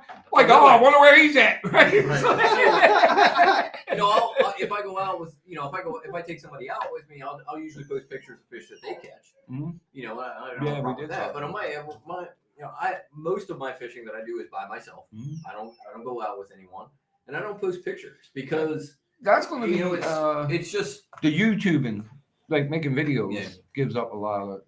It's hard to oh, that's why the hide. camera doesn't go on when I'm in. I was gonna say it's the hard to community hide. so you I know. can tell you right where you now, at, like what you Camera only goes on in community holes. if you go back and look at my pictures Right. that I posted of Conowingo, I actually take a lot of care to make sure that it's very difficult to tell where I'm at in most of them, for the reason that the guys that I know I that can fish there exclusively put in so much time up there to Mhm. where I feel like I'm doing them a disservice.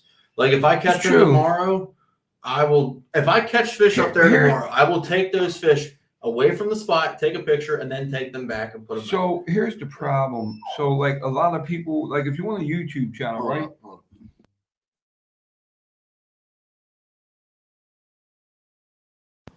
If you want to do a YouTube channel, a lot of people that are going to start watching you and checking out what you're doing are trying to learn, you know, how can I go out and catch them like Tony catches them? And you know what I mean? So you kind of gotta, Oh yeah. you kind of want to teach people, you kind of want to help them fish because, you know, a lot of them are like kids and stuff like that. Oh, I Like, get it. you know what I mean? They're just like, you know, I want to learn how to catch them, you know. You just gotta- So unfortunately, you got to give up some juice You a know- little bit to help people get better at fishing. there's enough. It's a double-edged sword. There's enough around. But like Paul Hey, said you it know- best, Show We the can- community holes. Don't show the sneak We spots, can give you all know? the information that we Yeah. give, and we can talk about the spots that we talk about. But that doesn't mean people are going to go out and replicate exactly what. No, we're but doing. Exactly. You But still got. there- I mean, there we're are- educating people at the There are same certain time. spots that we fish. That's there's the even- goal. Yeah. There's even certain spots that we fish in the gunpowder where it's, maybe one specific rock pile, for example, that's Right. this big.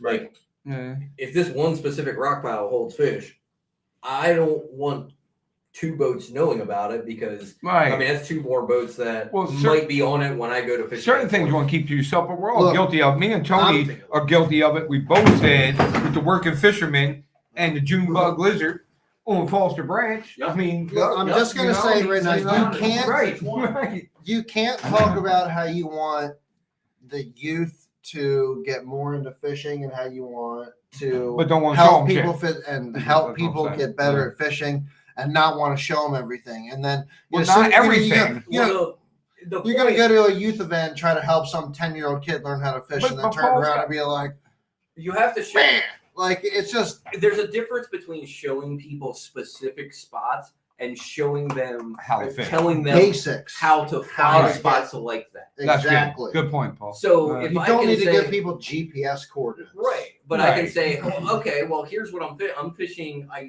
found some grass that's it's in a little bit deeper water. It's in 4 feet. Isolated clumps or something, And, like and I'm when we fishing, were you out. know, like when we were fishing, I'm Yeah. fishing isolated clumps off the grass edge. I can tell them like that. I don't have to tell them that that It's like this isolated it's clump one- right here. it's, Right. It's exactly 100 yards from Abbey Point on the Yeah, east you're not side, really helping them that way, or right? it's 103 degrees north, Uh, 5 degrees west. here's Here's the exact GPS coordinate. No, like, but you Send can me. tell them Here's Google Maps with a little marked There's out one- with a magic marker on there. there's ways to be able to help people without giving up the stuff that you've worked a long time to find. and Plus, that's not really helping them. Just showing them exactly what to do. You got to. So yeah, and we you- all learn things teach from them each how- other, but it's not like I like it's more learn how to go catch them. my mantra exactly. My mantra Yeah. is for teaching is teach them how to fish, not where to fish. Yeah. Because where being specific spots, like this dock in the northeast. Right. With this bait But at or this I time. can say, well, here's what I'm catching. I'm catching them off of docks that have chunk rock. Right. So find your, I'm not going to tell you Okay. where to find the docks with chunk rock. You're going to have to go find those docks with chunk rock. Whether show you it be, how to find them. electronics, or I'll show you how to find them with using electronics, Yeah. things like But that. you gotta go out and do the Well, work. you got to go out and find them. That's a good point. That's a great point. Great point. And, Paul. and here's the thing, and even like perfect example, if I tell you in like for example in the grass, hey, I'm fishing this waypoint and throwing a frog, like We all know that spot. are you gonna be able to throw that exact frog at the right time at the right cadence to catch the fish? Hardest thing to Yeah, do but is it- catch other people's fish. Exactly. Like, For me, I don't. that's why I think fishing on I think people's what a lot of spots is people just- make a is gonna mistake- hurt you. I think what a lot of people make a mistake is when somebody gives them a GPS coordinate, they go out there and they try to duplicate what that person was doing instead of fishing it the way that they would. Right. Because if I know Tony's catching them there, if he tells me, hey, here's this waypoint, I've been catching them here, I know you didn't get a chance to pre-fish. Like I know there's fish there. I need to figure out how to catch But them like- my way. Not only that, but like you or Tony or Kevin go out there and frog that spot way better than I can. I can't frog like you guys can. You know what I mean? I didn't put in the time. I didn't put in the work to get as good with a frog. I'm more of a flipper. So it's like I got to go do my thing. Oh yeah. You know what I mean? And Well, you gotta fish. It all Yeah. goes back to confidence. Like not we that I talked don't about like frogging, but time I'm and just time saying. again. You know what I mean? If you're catching them on a frog, that don't mean I can go out there with a frog and fish a frog like you can, Well, that's and- like and know what to look for, what you're looking for in the same patch of grass. Right. well, You know what I mean? So Yeah. if we're in the summertime, if we're in the canal, first, I know the first thing you're going to do is flip. I'm going to is flip that it. fucking canal. Everybody knows that. You're Yeah. going to flip it. And spinner bait it. I'm throwing a Yeah. frog. Right. Yeah, I know. That's what I'm saying. I'm throwing a frog You on gotta the wood. I'm throwing a frog on the grass. I know. That's my Your go-to. strengths. Yeah. Fish your strengths. No, I'm not saying I can't. I can flip just as well That's as what I I'm saying. can flip just as well as I can frog. I can't frog as good as I can flip, but I can frog all right. But I ain't no slouch. For Can't me, frog like used to can the though. way that I Oh. fish to cover water, and I can cover so much more water throwing a frog. Yeah. I'm just looking for those active bites. Right. Fine fish. Yep. No, fine fish. And then if I can't get them, then I'll slow down and I'll start flipping. Right. But that's just us fishing their strengths, and he comes with a big ass fucking glide bait, this fucking big, throw it all day for 2 fucking bites and catch the big fish. Right. It's just different strengths, you know what I mean? Different strengths. Different Yeah. strokes for different folks. And I have confidence in it the whole time. That's what I like when I'm flipping. I got confidence the whole time. Yeah. I have no confidence in flipping right now. But You got confidence in frogging, though. Yeah. Oh, You'll throw a frog in freaking February probably, yes, and with confidence. me and you need to get out and fish together soon. We We haven't do. fished together for a while. we definitely do. So we need to get out on Johnny, and we just need to go out and go fish. Yep. Me and you. So You know where I'm going to be until Thanksgiving. well, I know. I will be. Oh, on- Conowingo. Dude, let's go up Oh, there. sorry. No, dude, let's take Johnny. Let's do it. Let's go up into those areas. I remember we that talked from last about. year, dude. We'll I go up remember in last year. splits like we went that one time. in my Yeah, boat. let's I go remember up to last those year. areas that we talked about. I think me and you with fished Johnny. what? We keep going. We fished maybe September last year or something, and then you was like, after this, you won't see me again Yep. until And next it was year. true. Yeah, and it was true. And you sent me a bunch of videos of you slaying them. But That's how it is. I said, Like, shit, I gotta get up there. end of September until Thanksgiving, you will only see me on Conway. I I know. might do like from this time to Thanksgiving, you might see me on Joppatown once or twice. Yeah. Yep. Maybe. Like that's just where I'm at right And now. then J-Town is a Cole- good fishery in the fall, though, brother. You know, Somehow- Now, if I hit J-Town, I'll be during the week. Somehow Like, you could go to Conowingo or Northeast or Joppatown, and Paul's truck will be at all 3 of them that same day. Like, what the fuck? No, I will say, Like everywhere I go, his truck is parked in the boat ramp. I there. I will say that Conowingo is a place that I used to fish heavily. I fished a lot, and the last 3 years or so, I have not really fished it very much. But, Really?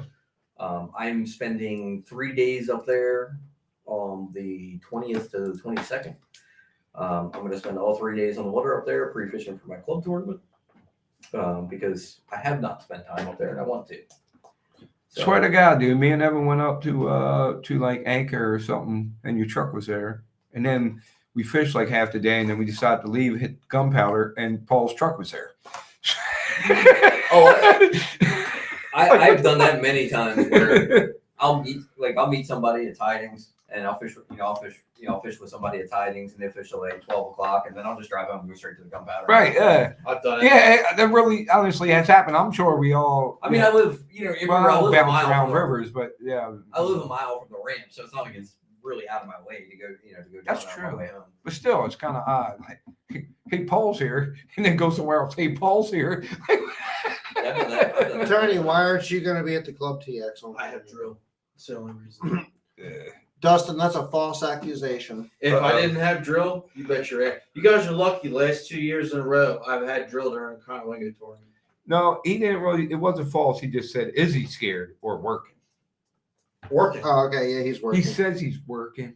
We don't know. I'm Because I definitely. should learn to I won't even be in the state. I'll be like in fucking far as fuck away somewhere, which is bullshit. I'll see all the It pictures. does sound like bullshit. You know what Somewhere, sucks? somewhere. I don't You know know what where, but sucks? somewhere. Last year, okay, this is probably like how we're gonna end the show because last year, right, I was at Fort Dix. Same time I'll be same place I'll be, right? Fort Dix. Same place I'll be this year during the Conowingo tournament. So Dix. all day Dix. I'm waiting for like 4 Dix. o'clock when I go. Dix. 3 or 4 guys in the Dix. club are gonna call me and be like, "Oh, I did this and this, that, and the other." Club tournament was one up there with 2 fish last year. I'm like, "You've got to be fucking kidding me!" 2 fish? Because I went up there the week before and had like 18 pounds. Now I'm not trying to brag. Sometimes it gets tough up there. Like- The thing with Conowingo though is it's so He depends knows. on the- He knows. on- Dustin said I just said that because of his Thursday night comment. That's fair. It's so Yeah.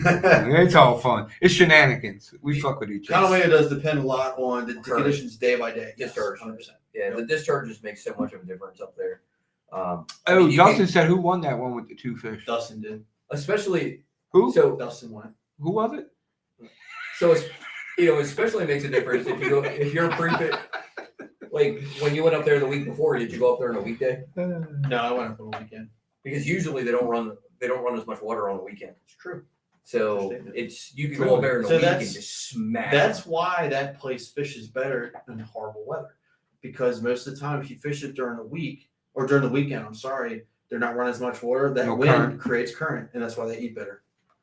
Oh, Yeah, that makes sense. really? Yes.